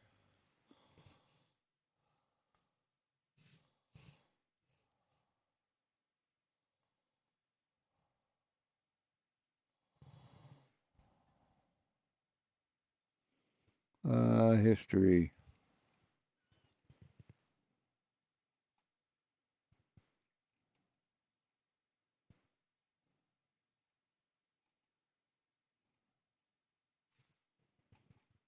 I know I was just no, I was on on his channel. I wasn't watching any of the video.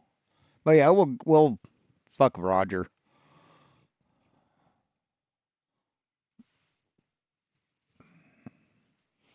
Where is this asshole? Huh.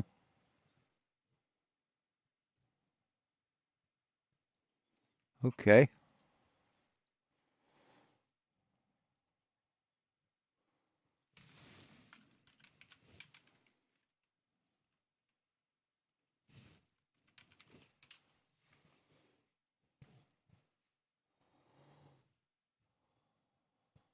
Mr. Cheswick with Where's the Guns?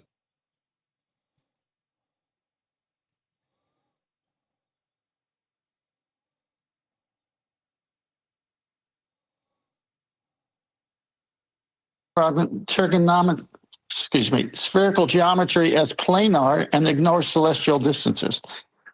True baseline concept. The baseline. So I think let's go back a little bit. Go back right there. Defined reference surface coordinate framework used to describe positions on, above, and below Earth. It specifies a reference shape, usually ellipsoid, the ellipsoid size and flattening, its position and orientation relative to Earth's mass and rotation axis. This lets any points, latitude, longitude, and height be stated I can't even say that word right now. Can you say that word? I can't say it. Unambiguously. Thank you. It's just stuck in the morning here. It's early. All right. Types are relevant to navigation. Geodetic, horizontal datum, a reference ellipsoid plus the origin and orientation used for latitude, longitude, and it gives the reference there. Vertical or tidal datum, a mathematically defined reference level for heights, depths, such as mean sea level or lowest astronomical tide, used for charted depths and tidal heights. So when a chart, GPS, or almanac says it is on a WGS 84 or another datum, that means all coordinates are defined with respect to a specific mathematical Earth model and its reference frame. Notice these words. That's all mathematical. Okay, then I go on. Yes, measurements are mathematical, dipshit. What did you think measurements were? Philosophical? I say, but that's applied after flat Earth measurements done with a sextant. So I hit him hard right here, AI that is. So AI says, no, sextant measurements in celestial navigation are not flat Earth measurements that datums are applied to afterwards. Sextant sites measure angle. See, I hit AI hard with that one, and then AI just corrected him. Then AI hit him hard. Altitude from horizon to celestial body, and the azimuth relative to the local zenith using spherical trigonometry from the start to compute position lines on a curved Earth model. Remember It's that. contradicting itself already. Yes. Measurement process. Sextant angles are raw observations corrected for refraction, dip. Listen to Nathan giving his little damage control. Oh, it's already contradicting itself. No, it isn't. No, it isn't, Nathan. It's contradicting you. Horizon curvature and index error to yield the true altitude and astronomical horizon. A tangent plane to the Earth's curved surface. These corrected angles combined with Greenwich hour angle from a chronometer and almanac, and declination from a spherical triangle solved via law of sines and cosines for latitude, longitude. No initial flat assumption occurs. Roll of datums, and it references to the WGS 84, define in final coordinates, reference frame, plotting lines, lines of positions, LOPs on charts, but the site reduction math inherently assumes sphericity. Let me say that again. The site reduction math inherently assumes sphericity. No, it doesn't. It measures sphericity. The sphericity, like I said, it's built into the calculation. It doesn't assume anything. Polaris altitude latitude only works on globe, varying predicted with movement. Flat Earth models fail sextant consistency over distances as Polaris height changes non-linearly without globe math. Globe math, key word there. Then I go on and say the baseline is flat from the GP of a star to the observer's maximum distance of 90 degrees times 60 nautical miles equals 5,400 nautical miles. No, the best line is in celestial navigation is not flat line between the observer and the star's geographic position, AI says. The 5,400 nautical mile figure misapplies spherical geometry as planar and ignores celestial distances. True baseline concept. The baseline is the great circle arc distance on Earth's spherical surface from the observer to the body's GP subpoint calculated at the zenith distance. That is correct. 90 degrees observed altitude times 60 nautical miles degree. Maximum zenith distance is 90, the body on horizon yielding 5,400 nautical miles, Earth's quarter circumference. But this arc follows Earth's curvature, not a straight flat line. Why not flat, AI says? Stars are effectively infinite distance away, light years, so their GPs move due to Earth's rotation. Rays are parallel, altitude measures co-altitude on the globe, Sexton math uses spherical trig, e.g. law of cosine, spherical triangle, observer zenith, pole GP. Confirming sphericity, flat models fail over distances as Polaris altitudes varies linearly with latitude only on a sphere. So what did 10th Man think would happen when he did this? What was going through his brain? What did he think was going to be accomplished? Did he think that AI would agree with him? At this point, if you haven't noticed, AI is going back and forth from flat angle measurements to the model of the globe. And no, it's not 10th Man. It's explaining that there are no flat Earth measurements. Sorry, buddy, you're lying. Then staying in the model of the globe and saying it can't work because he's AI's in the world of math, and this will become relevant as I go on. And I actually bring AI back to reality. Then I say, yes, it is. The sextant is an angle. He brings AI back to reality. You gaslight AI about the flat Earth. Is that what you're going to do? Measurement device, right angle triangle, 0 to 90 degrees. That's perpendicular, and it must match the fundamental reference, equatorial plane, which is 180 degree straight angle. AI says no, the sextant measures angular altitude 0 to 90 via double reflection between the local horizon, and it sticks in tangent plane, and celestial body, but this form... What do you mean, sticks in tangent plane? No, that's what it's reading from, dipshit. You read to the tangent plane, you correct for dip angle, and then that's your measurement. There's a spherical right triangle on the celestial sphere. See what I said about gaslighting? Oh, and then it sticks in tangent plane. Here, not a flat Euclidean right triangle, requiring spherical trigonometry to solve with the equatorial plane as a fundamental reference via declination and hour angle. So right there you can see he's already on the model of the sphere in the way he's answering the question. No, what do you mean he? What do you mean he? It's not a person, dipshit. It's AI. It's a compendium of all of our knowledge. That's all it is, man. It's the sum of all of our knowledge in a communication forum. What the fuck are you talking about? It's not a he. It isn't. It can't disagree with anything.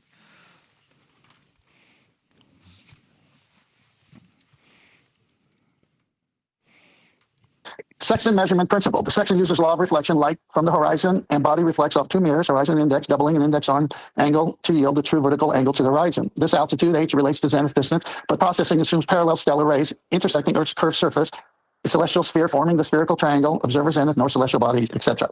Spherical versus flat geometry. Flat right triangle assumptions fail celestial navigation. Co-altitude 90 degrees zenith to pole equals latitude only on the globe, and the site reduction uses spherical law of cosines. Matching equatorial plane orientation via GP coordinates, the 180 straight angle aligns opposite points, zenith and nadir, but baseline, the GP, 69 miles, arcs along circles, not straight lines. Flat models cannot replicate consistent Polaris altitudes varying linearly by latitude worldwide. That's because it's... Absolutely. It just destroys flat Earth right there. Cannot replicate consistent Polaris altitudes varying linearly by latitude worldwide. That's because it's been turned into a mathematical model first. That's why it doesn't work. What do you mean turned into a mathematical model first? What the fuck are you talking about? No, it isn't turned into a mathematical model. The model is measurements, dipshit. The model is the measurements and catalog of all we see. Fuck, you're stupid. So that was my comment, by the way. So I go and say to AI, no, it's planar geometry, then it's spherical geometry with Haber-Sine formula, done after the initial elevation angle. No, it's not. AI says, no, celestial navigation, just remember this now. AI says, no, celestial navigation does not start with planar geometry. Repeat, he says it, but I call AI he all the time, does not start with planar geometry. Just remember that. On the initial elevation angle, sextant altitude, the full site reduction process uses spherical trig, law of cosines, Haber-Sine formulas. From the outset, the spherical triangle formed by the observer's zenith, north celestial pole, and body GP. Site reduction sequence, the sextant yields observed altitudes, corrected true altitudes, accounting for refraction and dip, into spherical navigational triangle. Directly, Haber-Sine formulas reformulate the spherical law of cosines for computed altitude, azimuth, etc., etc. It's purely spherical math, no intermediate planar step. Planar versus... Absolutely. You're getting wrecked, Neil. Or 10th Man, you're getting completely fucking wrecked. spherical limitation. Planar right angle approximations only hold locally small angles, but celestial sights 0 to 90 zenith distances requiring spherical trig to match equatorial plane declinations hour angles accurately. Haberstein enables table-based computation of great circle arcs and globe confirming Earth's curvature as Polaris altitude equals latitude worldwide. Then I say, can you get an elevation angle from a curved baseline? And I answer for him. Answer is never. But we go to AI. Say what? Can you get an elevation from a curved baseline? Answer is never. So you're giving it an answer. So you're telling it what you want it to think, not what's true. Then I say, can you get an elevation angle from a curved baseline? And I answer it for him. Answer is never. But the AI says, no, elevation angles, sections, and altitudes are routinely obtained from curved baseline in celestial navigation. This local horizon serves as a baseline, which is tangent to Earth's curved surface at the observer, forming the plane perpendicular to the zenith and for angular measurement. At this point, let me pause. Because So here comes some damage control. One assumes the Earth is an ellipsoid or a globe. They're always using this tangent plane. And so he actually violates geometry by answering this because he's in this world of math with an assumption. But you don't use planar geometry. You use spherical trigonometry. Instead of just answering it directly, which is you can never get an elevation angle from a curved baseline, which later he confesses to, by the way.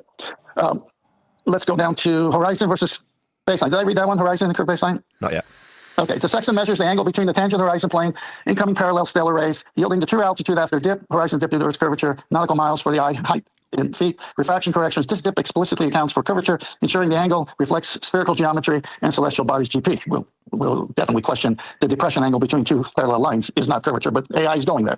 Why? It works on the globe. Perpendicularity holds locally, tangent plane approximation, spherical trig. Processes is the result. Polaris altitude equals latitude globally, only because rays intersect curved Earth. Flat baselines fail. This over hemispheres, verified by consistent worldwide navigation. Try asking that to Admiral Zheng He. Anyway, you just violated geometry, I tell AI. No, violation of geometry, tank man, occurs here. The sextant elevation angle uses the local tangent plane as a baseline, which is geometrically flat, planar, thank you, and perpendicular to the zenith radius by definition of a tangent to a sphere, assuming a sphere, even though Earth's surface... No, it's not assuming a sphere. Globally occurs. Tangent plane geometry. AI says at any point on the sphere, already assuming a sphere, the tangent plane touches at one point and contains all lines perpendicular to the radius vector, forming Euclidean plane for angle measurements, sextant sites, lie within the plane's cone of validity, where dip correction, approximation, Earth radius quantifies the curvature effect, precisely preserving perpendicularity. Globe consistency.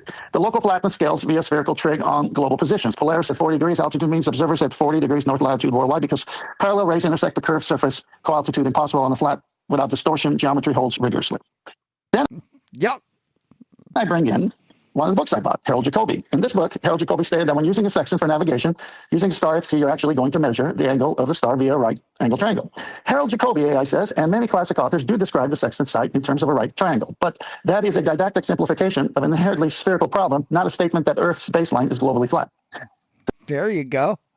Does that even make sense? Globally flat? Anyway, what Jacobi's right triangle means, in that picture, the right triangle is one leg, the line from the observer to eye to the star, the sight line. Second leg, the line from the observer eye to the visible sea horizon, the tangent line.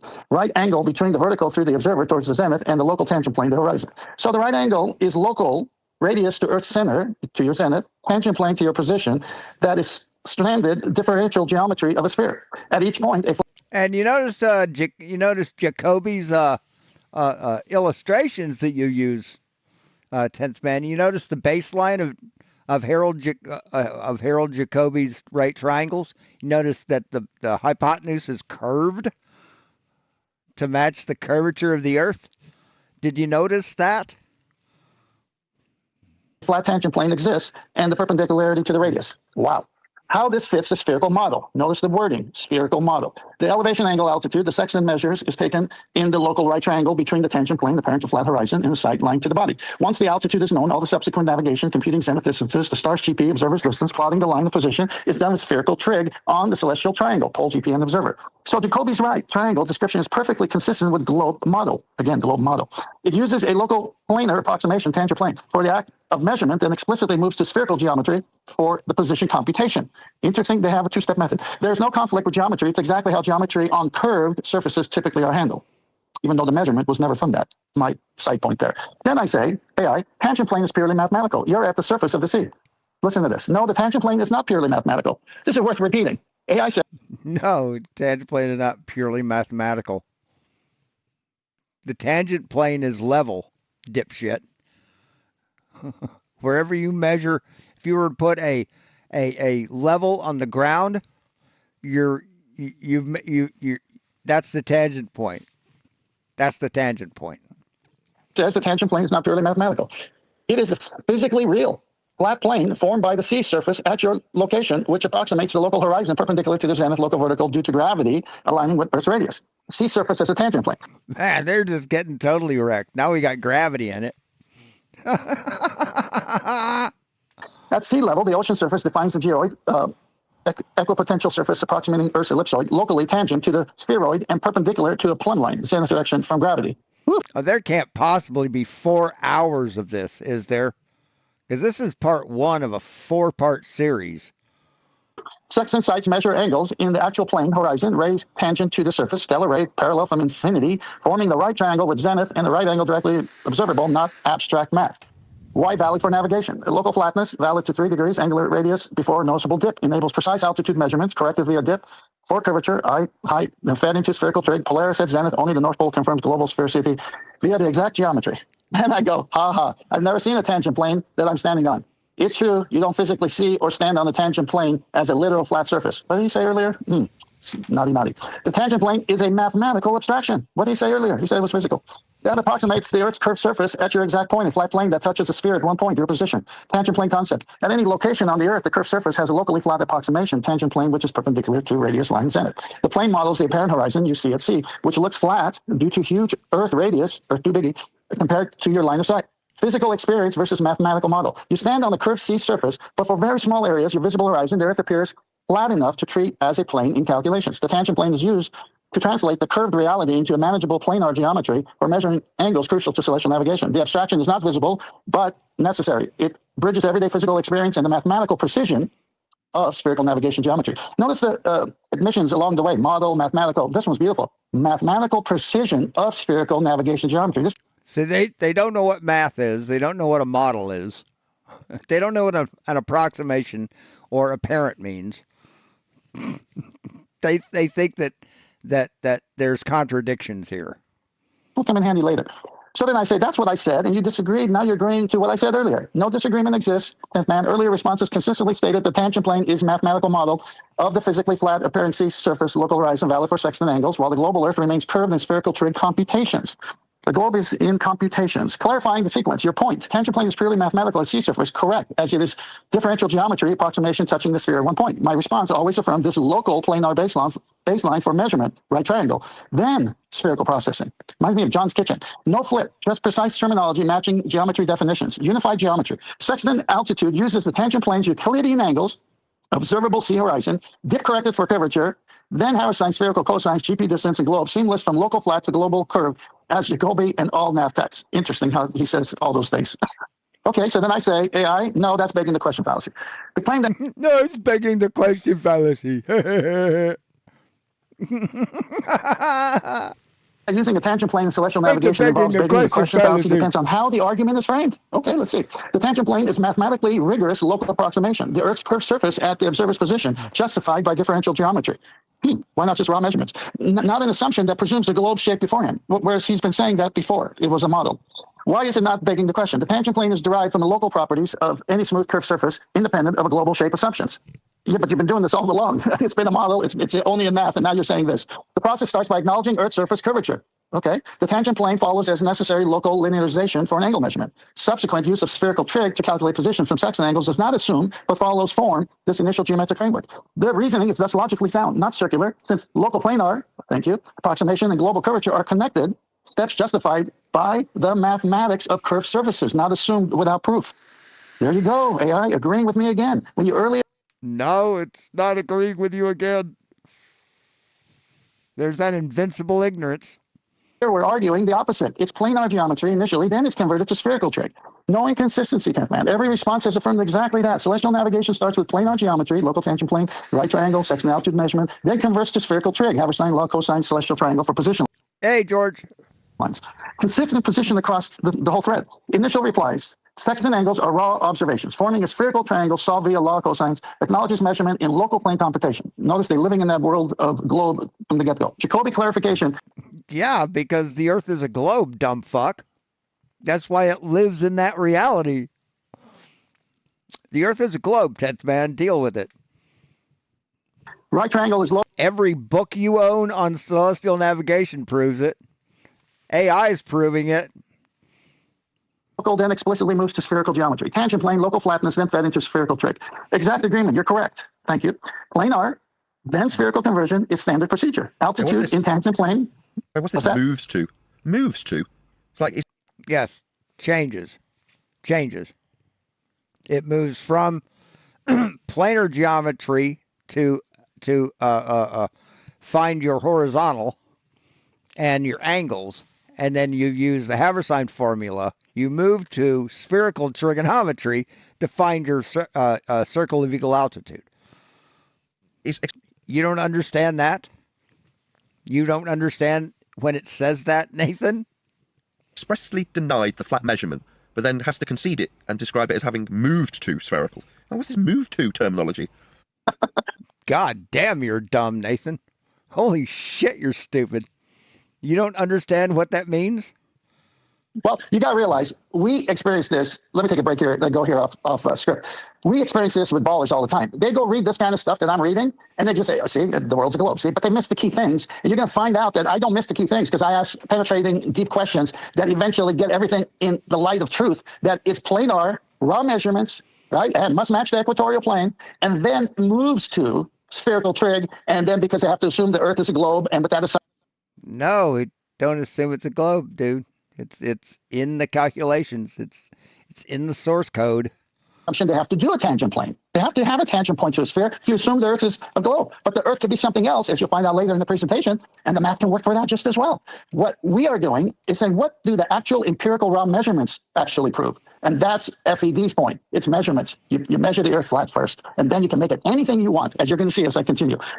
So with that being said... no, you don't measure the Earth as flat ever. 10th man, ever. You know how we know? Because you've never presented any flat Earth measurements. Hey, Dan, how you doing?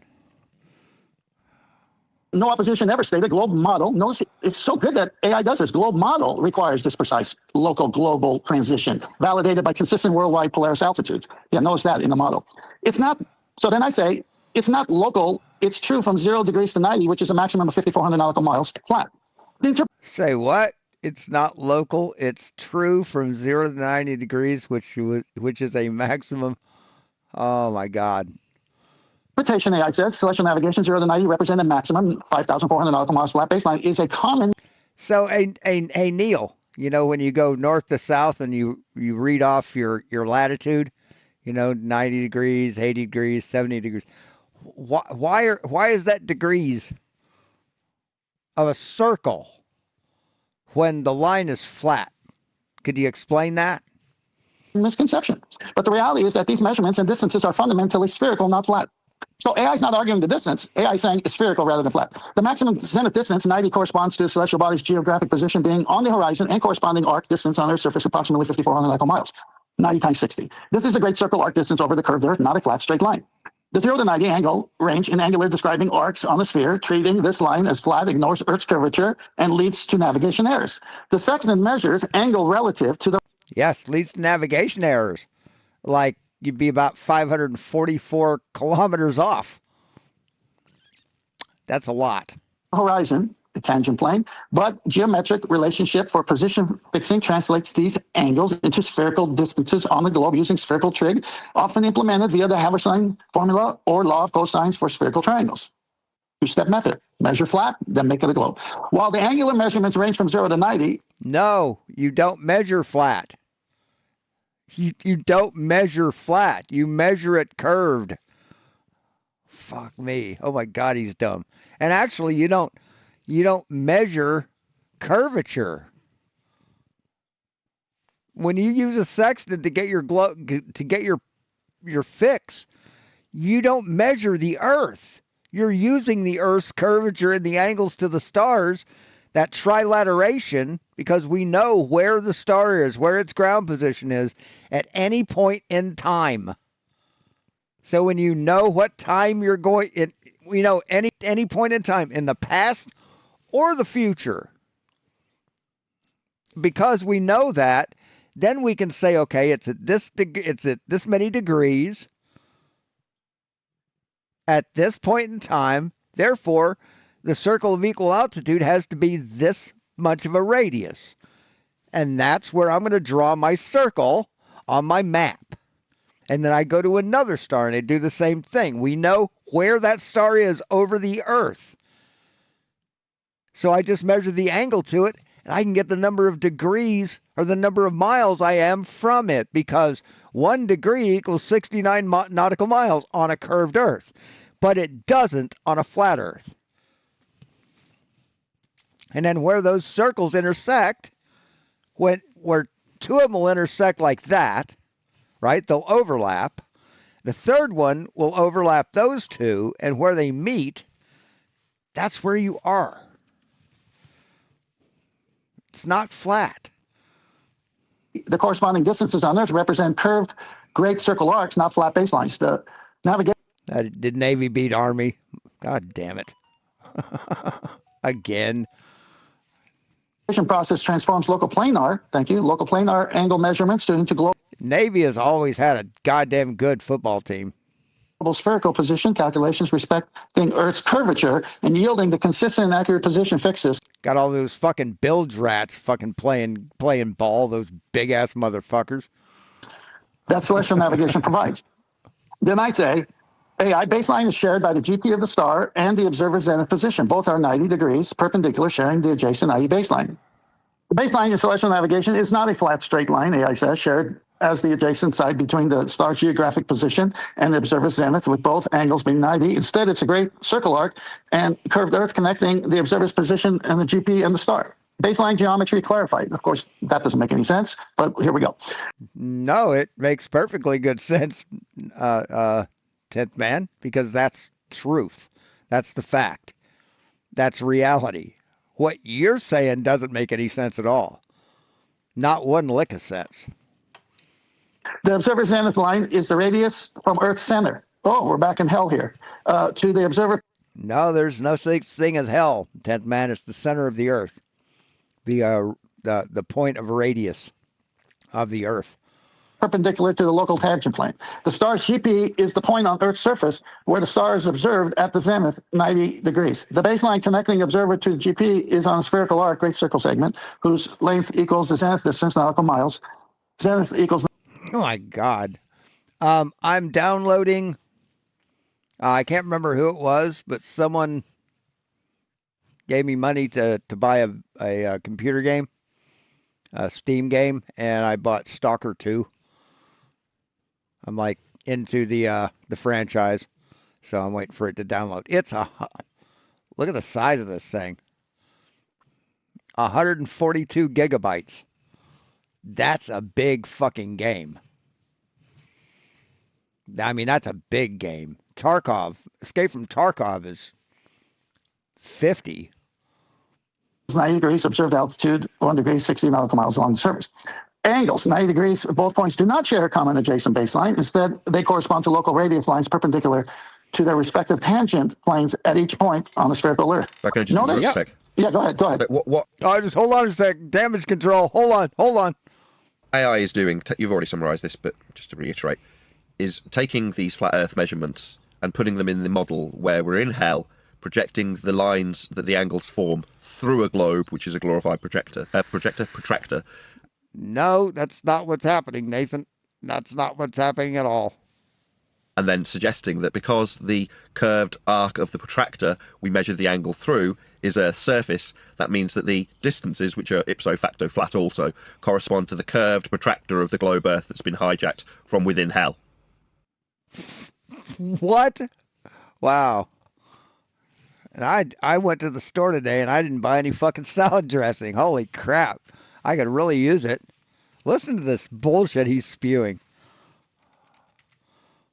The lines that the angles form through a globe, which is a glorified protractor, and then suggesting that because the curved arc of the protractor we measure the angle through is Earth's surface, that means that the distances, which are ipso facto flat also, correspond to the curved protractor of the globe Earth that's been hijacked from within hell. That's got to be made into a fucking AI song. like what's its song? That's got to be fucking made into something. Holy shit. I mean, that's just too fucking funny.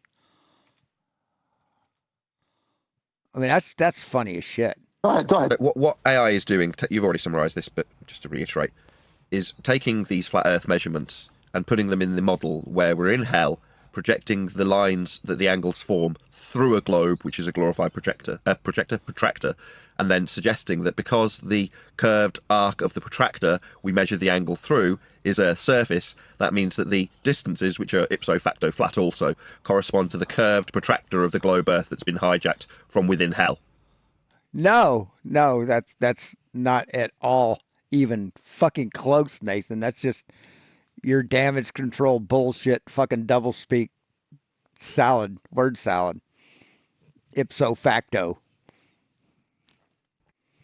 Precisely. And that's exactly what... Precisely.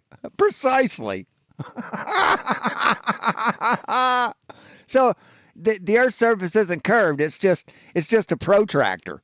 That's what the Earth's surface is. It's just a protractor from hell. Oh my fucking Lord. What they do every time, they take you where the sailor with the navigating tool, the sextant, is not at the surface of the Earth, put them at the center of the Earth, which is a straight 180 straight angle. No, we don't point anything at the center of the Earth, 10th man. What the fuck are you talking about? Yeah, which flat Earth measurements? There's no flat Earth measurements. None. Oh, and the reason I'm showing you this is when I start playing it, I want to stream my gameplay. It's a single player, and I just want to stream me playing the game. Start from the beginning and play the whole thing through all the way to the end. Oh, which means flat measurement. GP of the star and the observer have to share that common baseline because it's taken from the equatorial. No, they don't share that baseline, dipshit. That's because the Earth isn't flat. See, AI is trying to educate you, and you're unwilling to be educated. You're unable to be educated. You don't have the mental capacity to be educated. A plane, of course, it's a mathematical subjective place they take you, hell, but they're never measuring from the curve, the elevation angle. Yes, they are. They are, 10th man. They're measuring. You didn't read any of your fucking navigation books? You didn't read any of your books? You bought, how many, $4,000 worth of them or some shit? He bought like a lot of fucking celestial navigation books, and this is the best he got from them. This is what he learned. What he's saying right now. How many thousands? It was at least $1,000 fucking dollars. It was just way too much for a dumb motherfucker to spend on crayons. Ever. Because all those books are just chewed on. None of the spines are broken, right? He hasn't opened any of them. They're just gnawed on. They got fucking teeth marks like every one of his crayons. And that's the modeling. And they assume a globe Earth to do it. But they measure from planar geometry. Why not adjacent side of a right triangle? The star and the observer are separated a spherical distance, not planar adjacent side. The right angles at zeniths are perpendicular to local tangents, not to each other across the baseline. This is so funny because the measurement, the vertex, is on a flat baseline. No, it's not. The vertex, it's a point in space. It's at your eye line. That's where it is. So I guess it would be on a flat baseline. It would be on an imaginary flat baseline, which represents a line parallel to the tangent that you're standing on. That's where it would be. So no, it would be nowhere near the Earth. It would just be a point in space that is on a plane that is imaginary and parallel to the plane under your feet, the tangent plane under your feet. And then it's talking about the position of the degree mark on the protractor and has to use what? Tangent planes touching at one point of the arc view of our eyes. Right. That's it. Yeah. When you measure to the horizon, right, you know how tall you are. You measure to the horizon. You bring the sun down till the limb of the sun touches the horizon. And then you hit mark. And that tells you the exact time that you made the measurement, and it gives you the degrees, the total angle from horizon up to the star or the sun or whatever you measure to. And then you take your height, you put that into a table on the celestial almanac. That gives your height, your dip correction.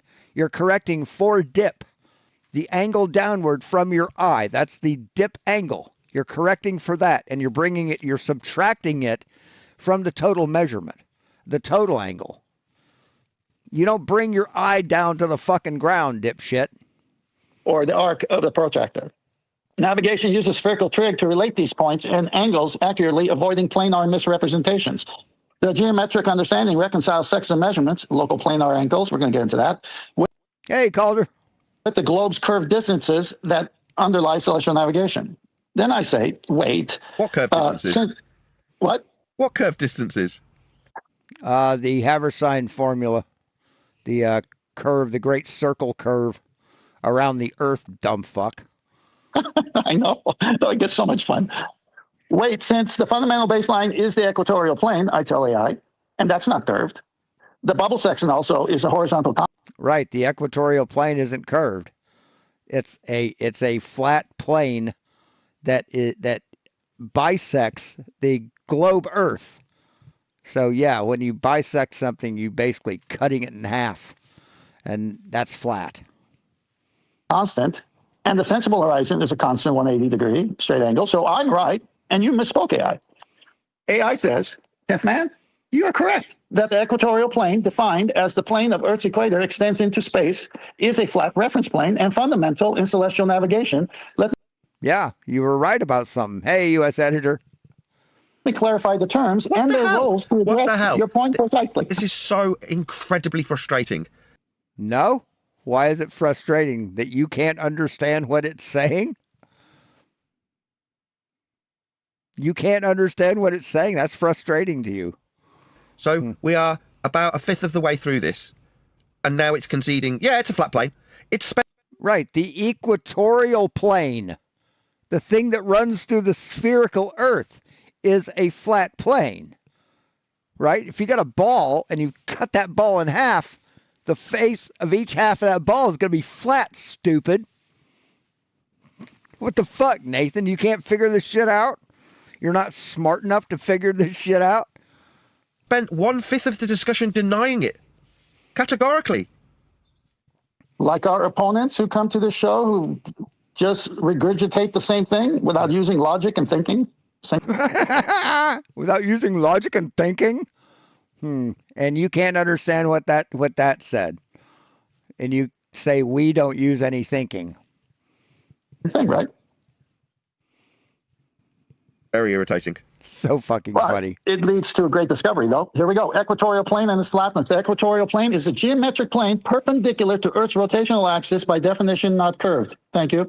Celestial coordinates. What? By definition not curved. Yes, the plane, the equatorial plane, the bisection of our Earth, spherical Earth, is flat. Yes, absolutely. If you want to think the Earth is flat because of that, you're fucking wrong.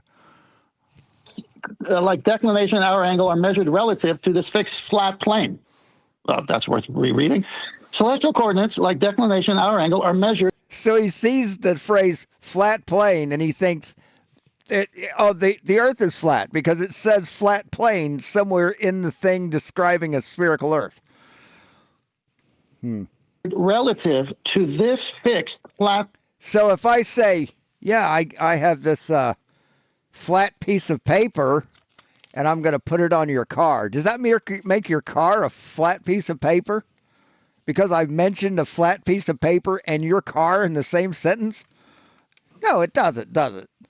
Stop being silly, dipshit. Plane. I thought the sextant and everything was on the curved surface. Now it's this plane, providing a consistent celestial reference frame.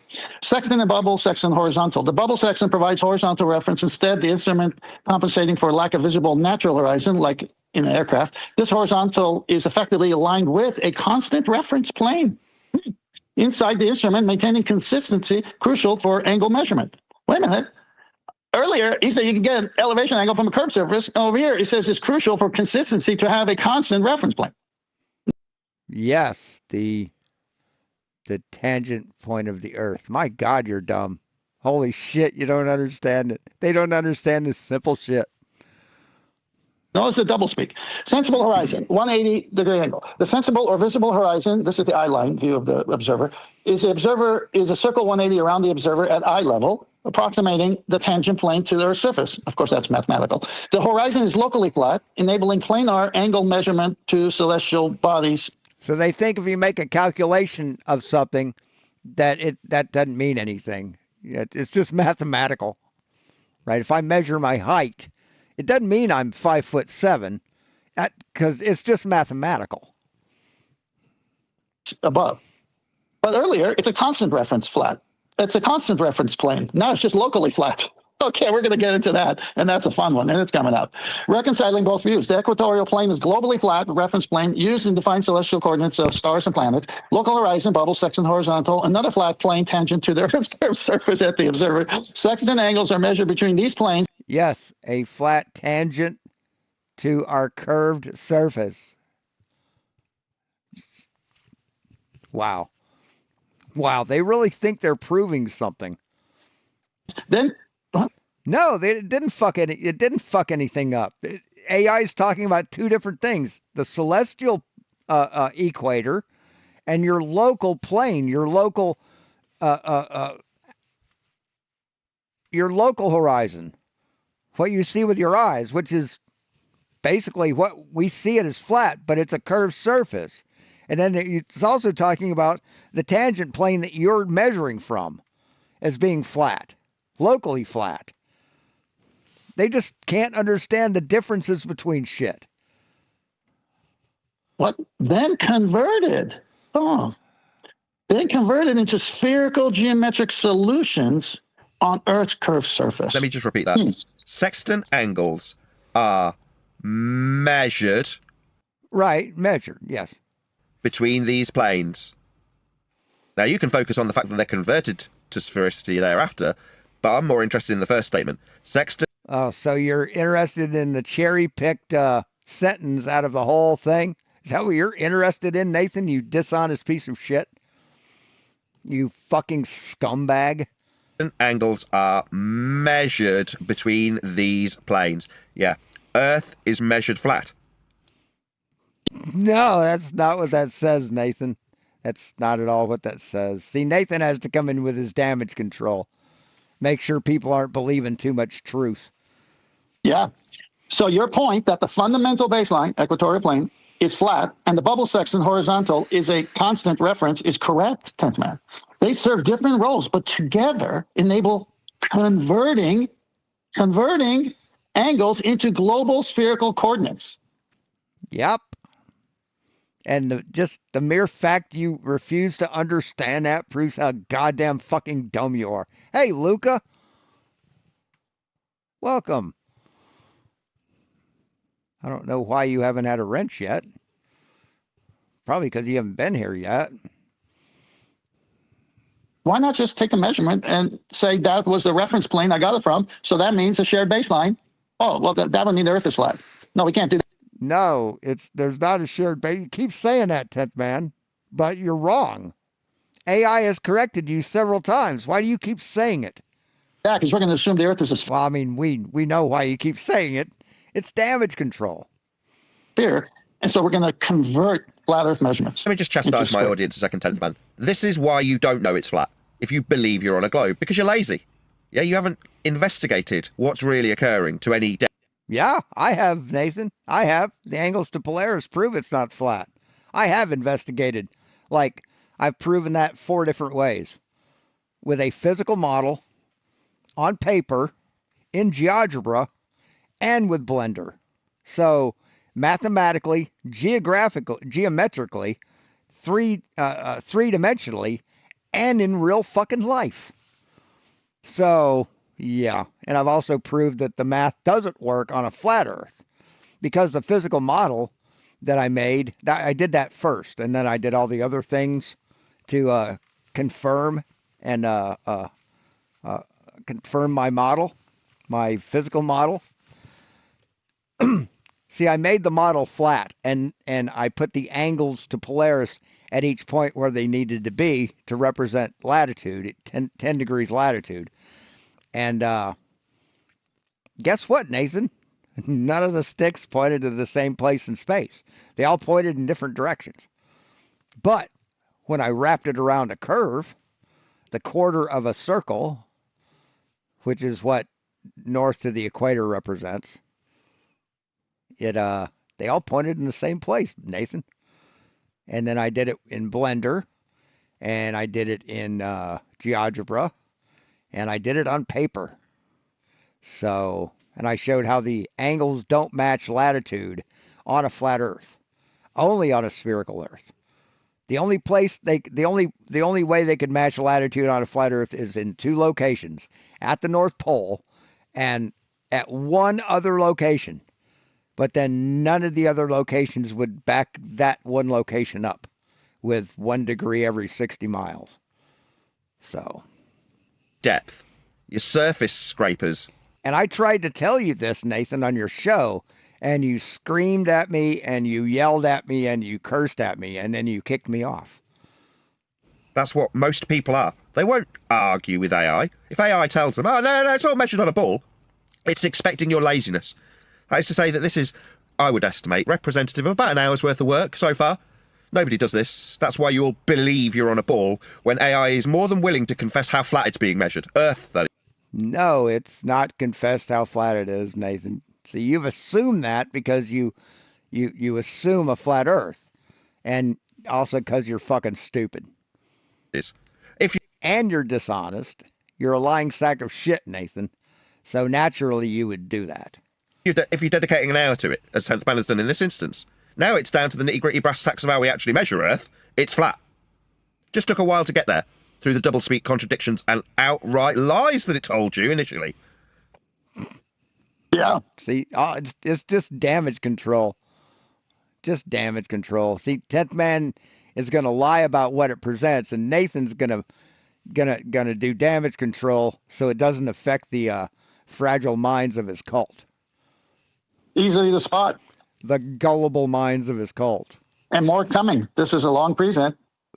Buckle up.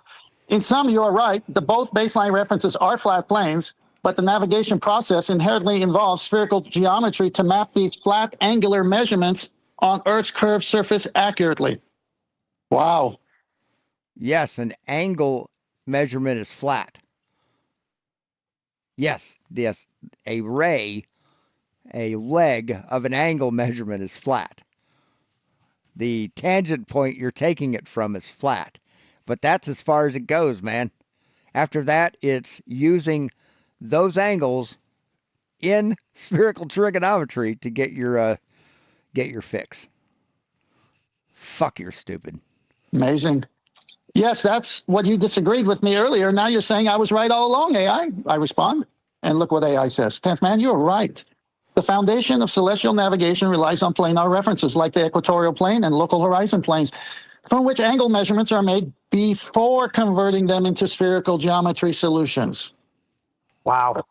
Earlier responses did affirm this, but may have emphasized spherical processing without clearly highlighting the initial planar geometry step, leading to the perceived disagreement. Let me just translate that. You can't translate that, Nathan. You don't understand it.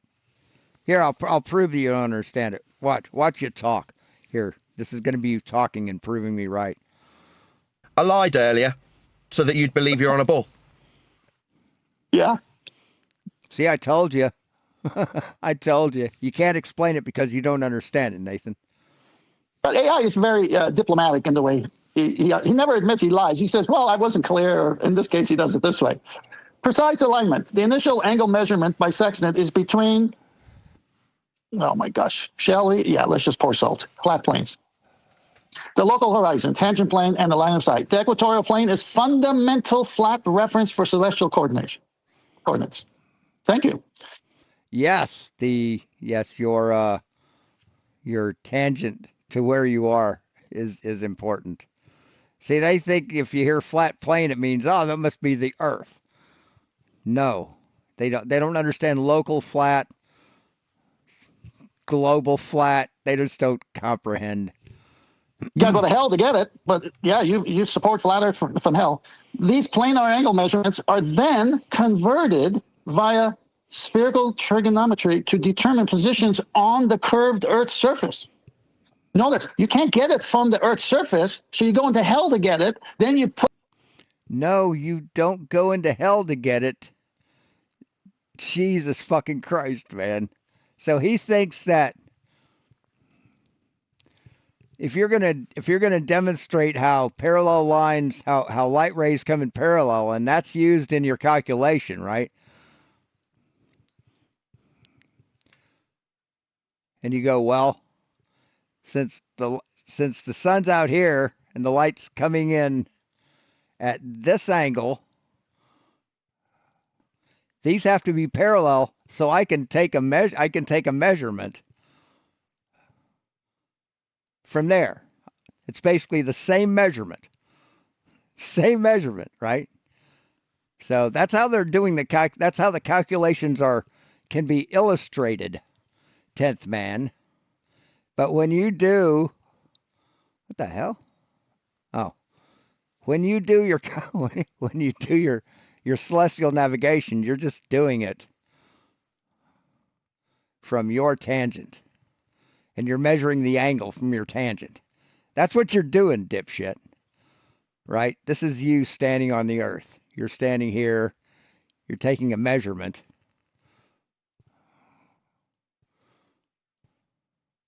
And the measurement is that. That's going to be parallel to the angle if it was taken from the tangent plane, and it would be parallel to the angle if it was taken from the center of the Earth. But since we don't take a measurement from the center of the Earth, we can delete that. And since that's not where the measurement's taken, we can delete that. Fuck me. I mean, I know it's not really great explanations, but see, when you do, here, I'll just delete all of it. When you do an angle, right? You're standing here, and the sun's up here. You take an angle, right? Let's say the horizon is out there, right? That's where the horizon is. I know it's flat, but instead of making a big circle, I'm just doing it this way. And then you also take the measurement to the star from here to here. You get this measurement, right? You got this measurement here. That's 35.4 or 34.5 degrees. But you want to know from your horizontal. You don't want to look down.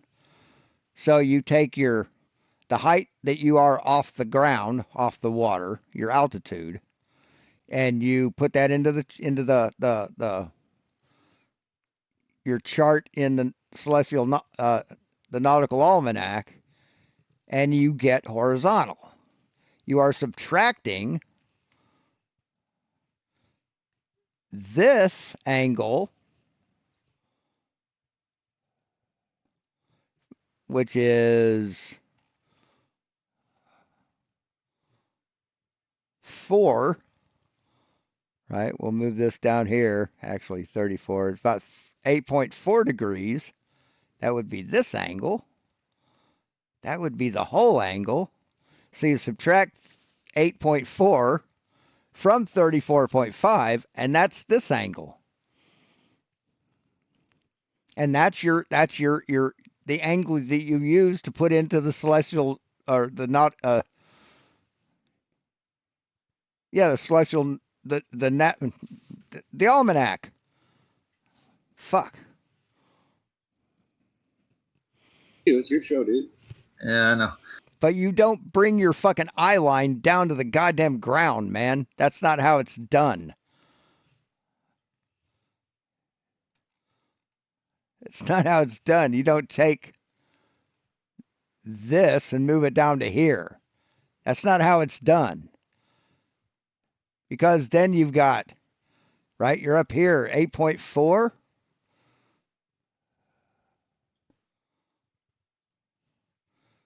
So so if you bring this down to here, it's not 8.4, now it's 5.3. So yeah, you don't do that. You subtract this angle from the whole angle. If you would have read any of those fucking books, you would know this. Luca, I'll let you in on one condition. Wait a sec. What the fuck? Put the observer and the star Oh, why did I get back to that? Fuck that. on the arc of the protractor. Well, you've got it really quickly. Sorry to keep interjecting. I know it's going to take a long time, but No, when I go ahead. interjected earlier to say that the actual description is from a planar surface that's being measured, that's described in the spherical model as being in hell, and then projecting the angles that you actually measure from Earth's surface through a globe that's a glorified protractor. Now it's admitting to it because it knows you're as smart at it as it when it comes to understanding where it's being deceptive. But now, actually, Senator Flatzoid said he wanted to debate the scientific method with Dr. Blitz, and Dr. Blitz said no. That's what he said no to. Not just debating, but yeah, debating the scientific method, because he knows that no flat earther knows what the scientific method is. But for the fact that you know But then Flatzoid said he won't talk to Dr. Blitz again. He won't debate him on the flat earth. He won't debate him on the flat earth because he doesn't know anything. it's already, it would not have taken you here, though, would it? No. No. No. So it would just lie to you. So let's just pour salt on my audience, the globe-believing audience, that is, just for a second, to give you time to have a sip of water or whatever. This Go is ahead. why you will remain stupid, the globe-believing side of the audience, because you're prepared to just sit down and swallow whatever garbage lies that you're fed. Without Really, Nathan? Really? You feed your fucking you feed your audience lies and they eat it up. Num num num num num num. So you're projecting, Nathan. You're fucking projecting. without any investigation. Earth, in reality, however, is absolutely unequivocally measured flat. But no, it's not, Nathan. Present your measurements. Present your measurements. Measured as flat. Present your fucking measurements. Please. That's how it's done. Now, to convert it to your See, now he's bullying his audience into believing him. This is his bullying face. They can't prove anything with facts or evidence or math, so they have to bully people into being flat earthers. all belief, this is what you've got to have. This kind of garbage lie and nonsense waffle from an AI called Perplexity, where it takes you through this dance for a straight hour before actually admitting to you that you're measuring Earth flat. Because we are. No, it didn't say you're measuring the Earth flat, dumb fuck. Nowhere did it say you're doing that. Make no mistake. And celestial navigation isn't measuring the Earth, stupid. That's not what celestial navigation's for. Spherical excess is for measuring the Earth, but you don't use that in celestial navigation. Think about it. Absolutely correct. These plain He thinks he's so tough, doesn't he? He thinks he's intimidating. He's only intimidating to the weak-minded. angle measurements are then converted by a spherical trig to determine positions on the curved Earth's surface. This two-stage process, planar measurement followed by spherical calculation. Okay, what's king, measurement or calculation? King is always Planar measurements. Two-stage process. What's first? Measuring Earth flat first. No, measuring an angle from a flat tangent point, dumb fuck. That's what comes first. You aren't measuring on a flat Earth. There is no exception. Exactly. And when it comes to what's king, measurements are king above calculations. All measurements are calculated, stupid. All measurements are calculated. You don't think an angle measurement with a sextant is calculated? You don't think so? this correct and historically established understanding. So yes, you were right. What's the angle? Right. If you start at 0 and you move it till it says 60 degrees on your sextant, what angle have you? How many degrees have you moved that sextant? You've moved it 120 degrees because you have your measurements. You have your measurement, your angle measurement. So you only move 60 degrees, but it reads 30 because it's a double mirror. It has to do that. So that's a calculated measurement. All measurements are calculated.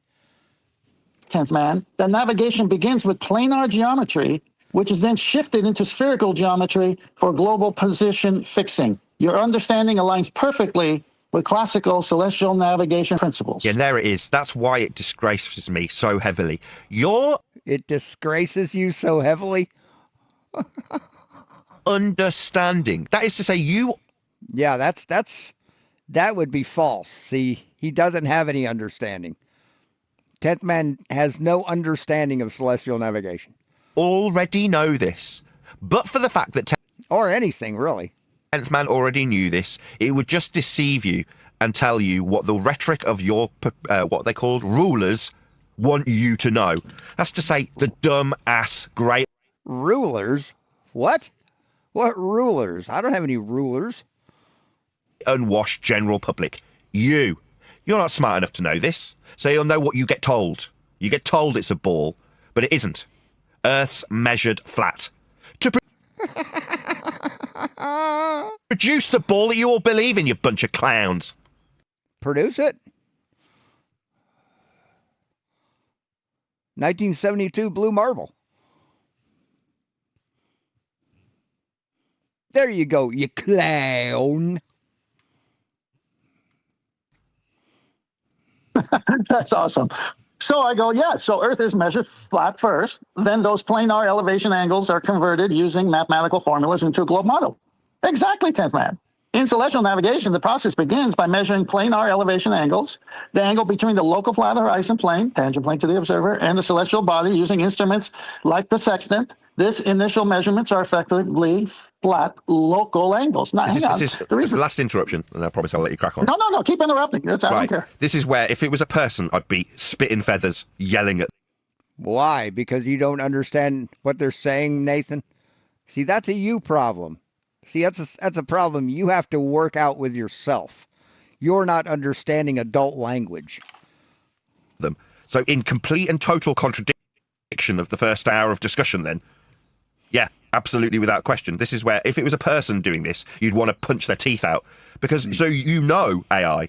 Well, no. So you'd want to punch a person's teeth out because you're not smart enough to understand when an adult speaks? Way to go, Nathan. It doesn't. It's being led by 10th man who knows, and then it's catering its answers to the knowledge of the person that's investigating. Now, 10th doesn't need to investigate, but for the fact that we're presenting this to an audience right now.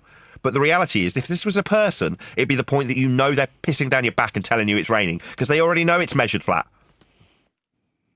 Yeah, and this first part I'm going to read again. Exactly, in celestial navigation, the process begins by measuring planar elevation angles, the angle between the local flat horizon plane, tangent plane, and observer. You notice how they always do that, but they told us, or he told us, it told us the fundamental reference plane is in hell. And it's got to match that. And that doesn't curve. That's a 180 straight angle right there. So you can see he's hopping back and forth. There's no hell, 10th man. It's just the center of the earth. Oh my God, what a dumb fuck. Then these planar angles enter mathematical formulas based on spherical geometry, such as the Haberstein formula, spherical law of cosines, to convert the local flat measurements into positions on Earth curved globe model. This is the trick language. The local flat, no, it's all flat because you got it from hell. That's the fundamental reference plane. It must match the equatorial plane. And that doesn't curve. No one ever says local equatorial plane. No one. It all must match the horizontal from a spirit level on the bubble sextant. There's no curve there. They only assume a curve when they put that surplus to requirement globe and call it a tangent plane.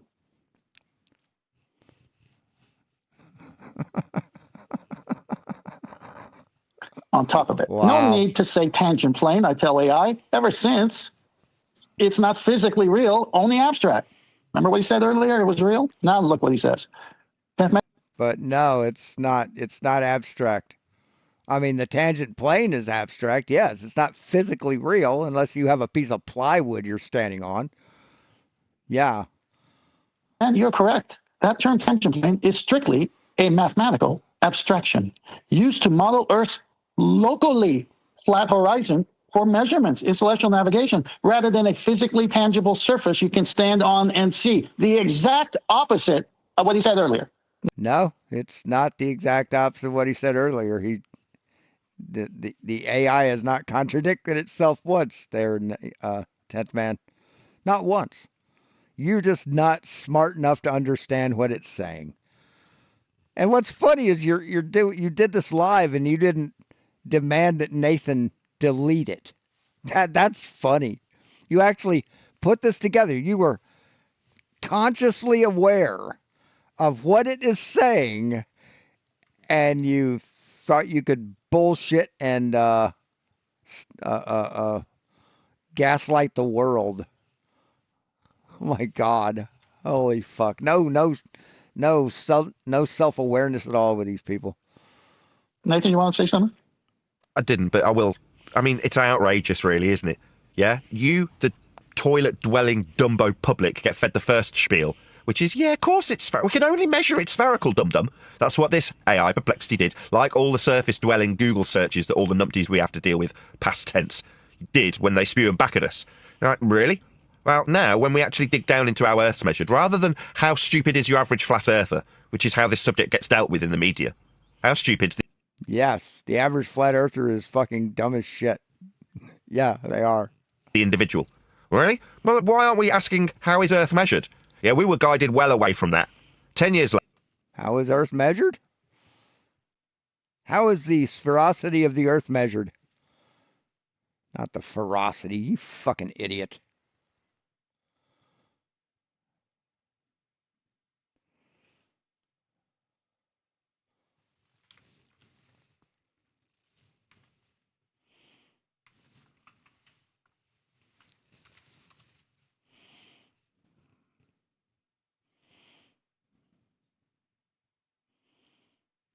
Earth's sphericity is measured by geodesy using satellite tracking, gravity field mapping, the geoid, and precise surveying to understand its slight bulge at the equator, oblate spheroid, revealing deviations from perfect sphere due to rotation and mass variations, a process refined. So, yeah, they measure it, Nathan. It's never measured flat. Later, we're at that stage where, well, how is Earth actually measured? Because that's really the arbiter of this, isn't it? It's not a science subject, it's a math subject, a measurement subject. And even if you know the facts, it still lies to your face. And so do all the Google searches that you, the dumbass public, are expected to swallow. Oh, so all the books and all the Google searches and all the AI and all the professors and all the scientists and all the geographers and all the surveyors and all the physicists and all the teachers and all the schools and everyone is wrong but you, Nathan, right? Just your cult is the only one that's correct about it. Is that what you're saying? That 99.99999% of the planet in the history of the planet is right, but is wrong, but you're right. Your 0.000000001 population. Low hole. Good point. Why avoid tangent plane in practical terms? At sea, you stand on a curved ocean surface, assumption obviously, which appears flat. Now measured. Only at very small scales. The tangent plane is a conceptual tool to simplify local angular measurements as planar geometry before applying spherical trig. Navigation accuracy depends on this abstraction. Interesting. But it's not a physical entity, just a useful model for converting sight lines into angles. So while invoking the tangent plane is valuable in theoretical explanations, acknowledging it as an abstract construct, not a real surface, better aligns with practical experience and clarifies its role as a mathematical device rather than a physical baseline. Yes. Yeah, mathematical device rather than a physical baseline, physical thing you stand on that you can touch. Right? You're calculating the sphericity of their sphericity of the Earth. Or you are using the Haversine formula over a curved Earth, and you're using that mathematical tool. Fuck, I don't know how much more I can fucking take of this shit. Oh, fucking. How much time's left? 12 minutes?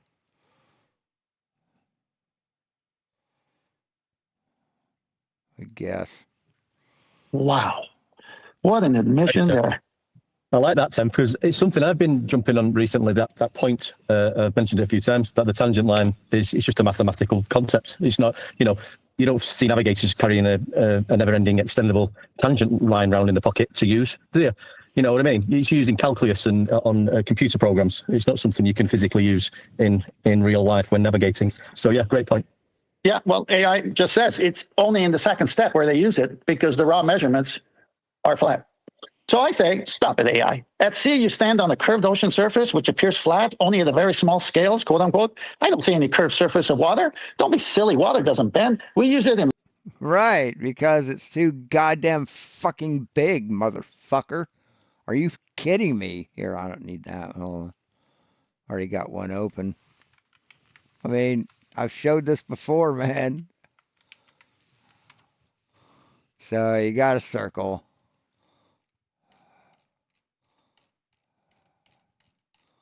Right?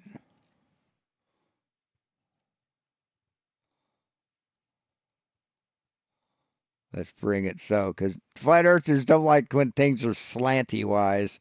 So we're going to bring it over here to where it's all like you standing here, right? So you keep zooming in. What do you know, dude? What's that? Is that a straight line? Is that a straight line? 10th man? Does that look straight to you? So you're standing on it. This is with you standing on the earth. But then when you zoom out, guess what, dipshit? It's curved. That's why it looks flat to you, because you're standing on it, because you're close to it. Levels at rest, it finds level no part higher than the other. The globe is a model after planar measurements. Yes, no point higher or lower. Yes. Like this, dude. Look, watch. Yes, no point higher or lower. Let's draw some lines, shall we? Let's draw a line from here to here, and from here to here, and from here to here, here to here. Move this over so y'all can see it. And we'll measure. We'll measure from here. Oops, we need to put points where they intersect. Now we'll take a measurement there, 10th man. Oops. And we need points here, here, and here. I should have just stopped drawing it there. But here, we'll take a measurement. Go from here to here. That's 0.3. Ah, that's 0.3. And that's 0.3. No point higher or lower than another. And parallel with the curvature of the Earth's surface. Absolutely, man. Right there. AI says, 10th, your observation about the physical behavior of water is valid. At rest, water seeks a level surface appearing flat and horizontal to the observer, which aligns with the practical use of levels in navigation and surveying. May I interrupt again? Of course. This is maybe a slight criticism of you, but it's also quite clever in terms of how AI is programmed. If you're in a debate with somebody and two pieces of information are presented... Do you know how AI's programmed, Nathan? Simultaneously, which one are you going to attack? I bet you don't. Well, you're going to attack the lowest hanging fruit. So in this instance, it's being charged with the globe Earth creation after the flat Earth measurements. But within your contextualization of that fact that you're charging it with, You also mentioned that water at rest is level. So which of the two things? Right, level. Yes, level. Parallel to the curvature of the Earth's surface. See, Nathan, when you make a measurement, right? You're wanting to measure to this star here, right? This star right here. Let's say it's right there for the hell of it. See, you're measuring these flat, right? This is your tangent. There's your tangent. You're measuring basically from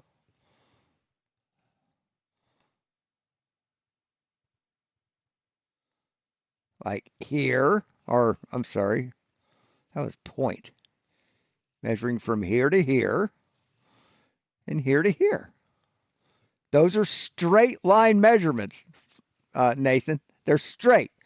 This is straight, flat measurements. That's a flat line. Your tangent point is a flat line. Your line of sight to the horizon is a straight line of sight. Your line of sight to the star is a straight line of sight. Those are flat measurements. Then you measure how far it is from here to here using the Haversine formula. That's a curve measurement, dumb fuck. Things has it gone for? Well, of course, it's gone for the lowest hanging fruit, and it's talking about water's levelness. Very amusing. Well, no, I use it for a purpose. Okay, your observation about the physical behavior of water is valid. At rest, water seeks its level surface appearing flat and horizontal to the observer, which aligns with practical use of levels in navigation surveying. Water surface and levelness. Water, due to gravity, here it comes, forms a equipotential surface, the geoid. Again, we're back into the math of a globe here. Where no, it's the reality, man. The globe Earth isn't just math, dipshit. We measure it using math. The force of gravity is perpendicular everywhere, causing it to be level locally, no part consistently higher or lower relative to the local horizontal. Again, it's all math here, by the way. The surface appears flat locally because the Earth's radius... Yes, celestial navigation is all math, Nathan. It's all math. You know how you get your height? You know how you get your height from the floor to the tip of your pinhead? With math. You know how you measure yourself for a suit? With math. Are you flat? Do you exist? Is so large compared to typical observer scales, making curvature imperceptible over small distances. This is why spirit levels bubble sextants rely on water's property for levelness for precise horizontal references. You mean horizontal constant references? Because that's a 180 straight angle. It doesn't curve either, but he fails to mention that. No, it doesn't curve at all. There's no line. When you use a bubble sextant, you don't care. You're not there's no line. What the fuck, man? Jesus fuck. Globe as a model after planar measurement. No, do we need any more than that confession right there? Yeah, globe as a model. The title is Globe as a Model After Planar Measurement, ladies and gentlemen. There it is. Read it in... Yes, planar angle measurements. Planar angle measurements. To establish the position... Jesus fucking Christ. Not planar Earth measurements. And no, we don't measure the Earth when you do celestial navigation. You don't measure the Earth, Nathan, 10th man. You're measuring angles from the Earth to a star, to a celestial body. Where are you getting an Earth measurement? Weep. Your globe is based on measuring Earth flat. We've been telling you for about the last 2 years. Actually, since 2020. The globe is globally scaled mathematical model that explains how these local level surfaces fit together on curved Earth. Planar local measurements are fundamental and then transformed mathematically into global position fixes, accurately mapping Earth's surface and celestial positions. See, this is like the 10th time he's told you, 10th man. Why can't you understand it? You know why? Because you're a dishonest piece of shit. That's why. So while on a small practical scale, water is flat and level, all these local flat planes together conform to a globally curved shape described by the globe model. Not reality, model. Yes, the model is a measurement of reality. You don't know what a model is? It's a measurement of reality. Point underlines how celestial navigation skillfully bridges local physical reality, while they're not bending, and global terrestrial geometry. Right, this is where the divide comes in our audience, right? So there's going to be, let's put an arbitrary number on it. Let's just say 10% of the audience. And I'm going to name drop here because we take the mickey out of him a little bit. Someone like Ruhif. Now, I know Ruhif's a pretty intelligent guy. He knows this.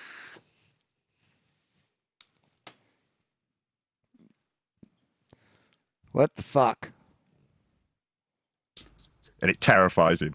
Because look at him smile. When he smiles, he's really angry and he's really triggered. That's his I'm triggered face. Is when he smiles like that. Like a fucking snake. That's his poker tell. He's gone through the maths and will understand. Yeah, that's his poker tell. When he smiles, you know he's bluffing. He's got take the mickey out of him a little bit. Someone like Ruhif. Now, I know Ruhif's a pretty intelligent guy. He knows this. And it terrifies him. Because he's gone through the maths and will... Terrifies him? What terrifies him? The bullshit you've made up? No, it doesn't, Nathan. What do you know what terrifies you? Coming out of your echo chamber, you cowardly little bitch. You scared shitless shit cunt. Will understand at a base principle how functionally flat Earth must be measured in order for the globe mathematics to be derived from them. Now, the other 90% are too stupid to understand this, even with us explaining it to them. But there will be, maybe arbitrarily by me, invented as a 1 in 10 number, that do understand this. Yeah? Now, as I look down the barrel of the camera, you're the guy that we talk to and say, you already knew it was measured flat, but in the most literal sense. You got to it and then looked for a... See, this is pure gaslighting. This is pure gaslighting. That's all it is, and I'm done with this motherfucker for the day. You're fucked in the head, Nathan and Tense Man. You lie about the information you're presenting. You we guess show that. You lie about the information you presented. You gaslit your audience into believing your horse shit. You bully the audience into being indoctrinated. You're just fucked in the head, Nathan. You're just totally fucked up. You're a fucking coward, Nathan. You talk all big and bad like a big old bad man, but, you know, or how can I put it? Like a real naughty boy. You think you're a big naughty boy, Nathan, but you're just a wee poofter. Hey, Hanzo, how you doing? You came in late. Yeah, he never shows measurements. Oh, it's just measured flat. So any measurement you have that's a flat Earth measurement. You know, even measurements of curvature, that's a flat Earth measurement. What a clown. What a fucking clown this guy is. Anyway, that's all we have. I might watch the rest of that's a 4-part fucking series. Jesus, how many hours does it take to prove to the world that you're fucking retarded? Seriously. Anyway, that's all I have for you. Thanks for watching. Click like, subscribe. Click the thumbs up. Share the show if you can. And as always, be seeing you.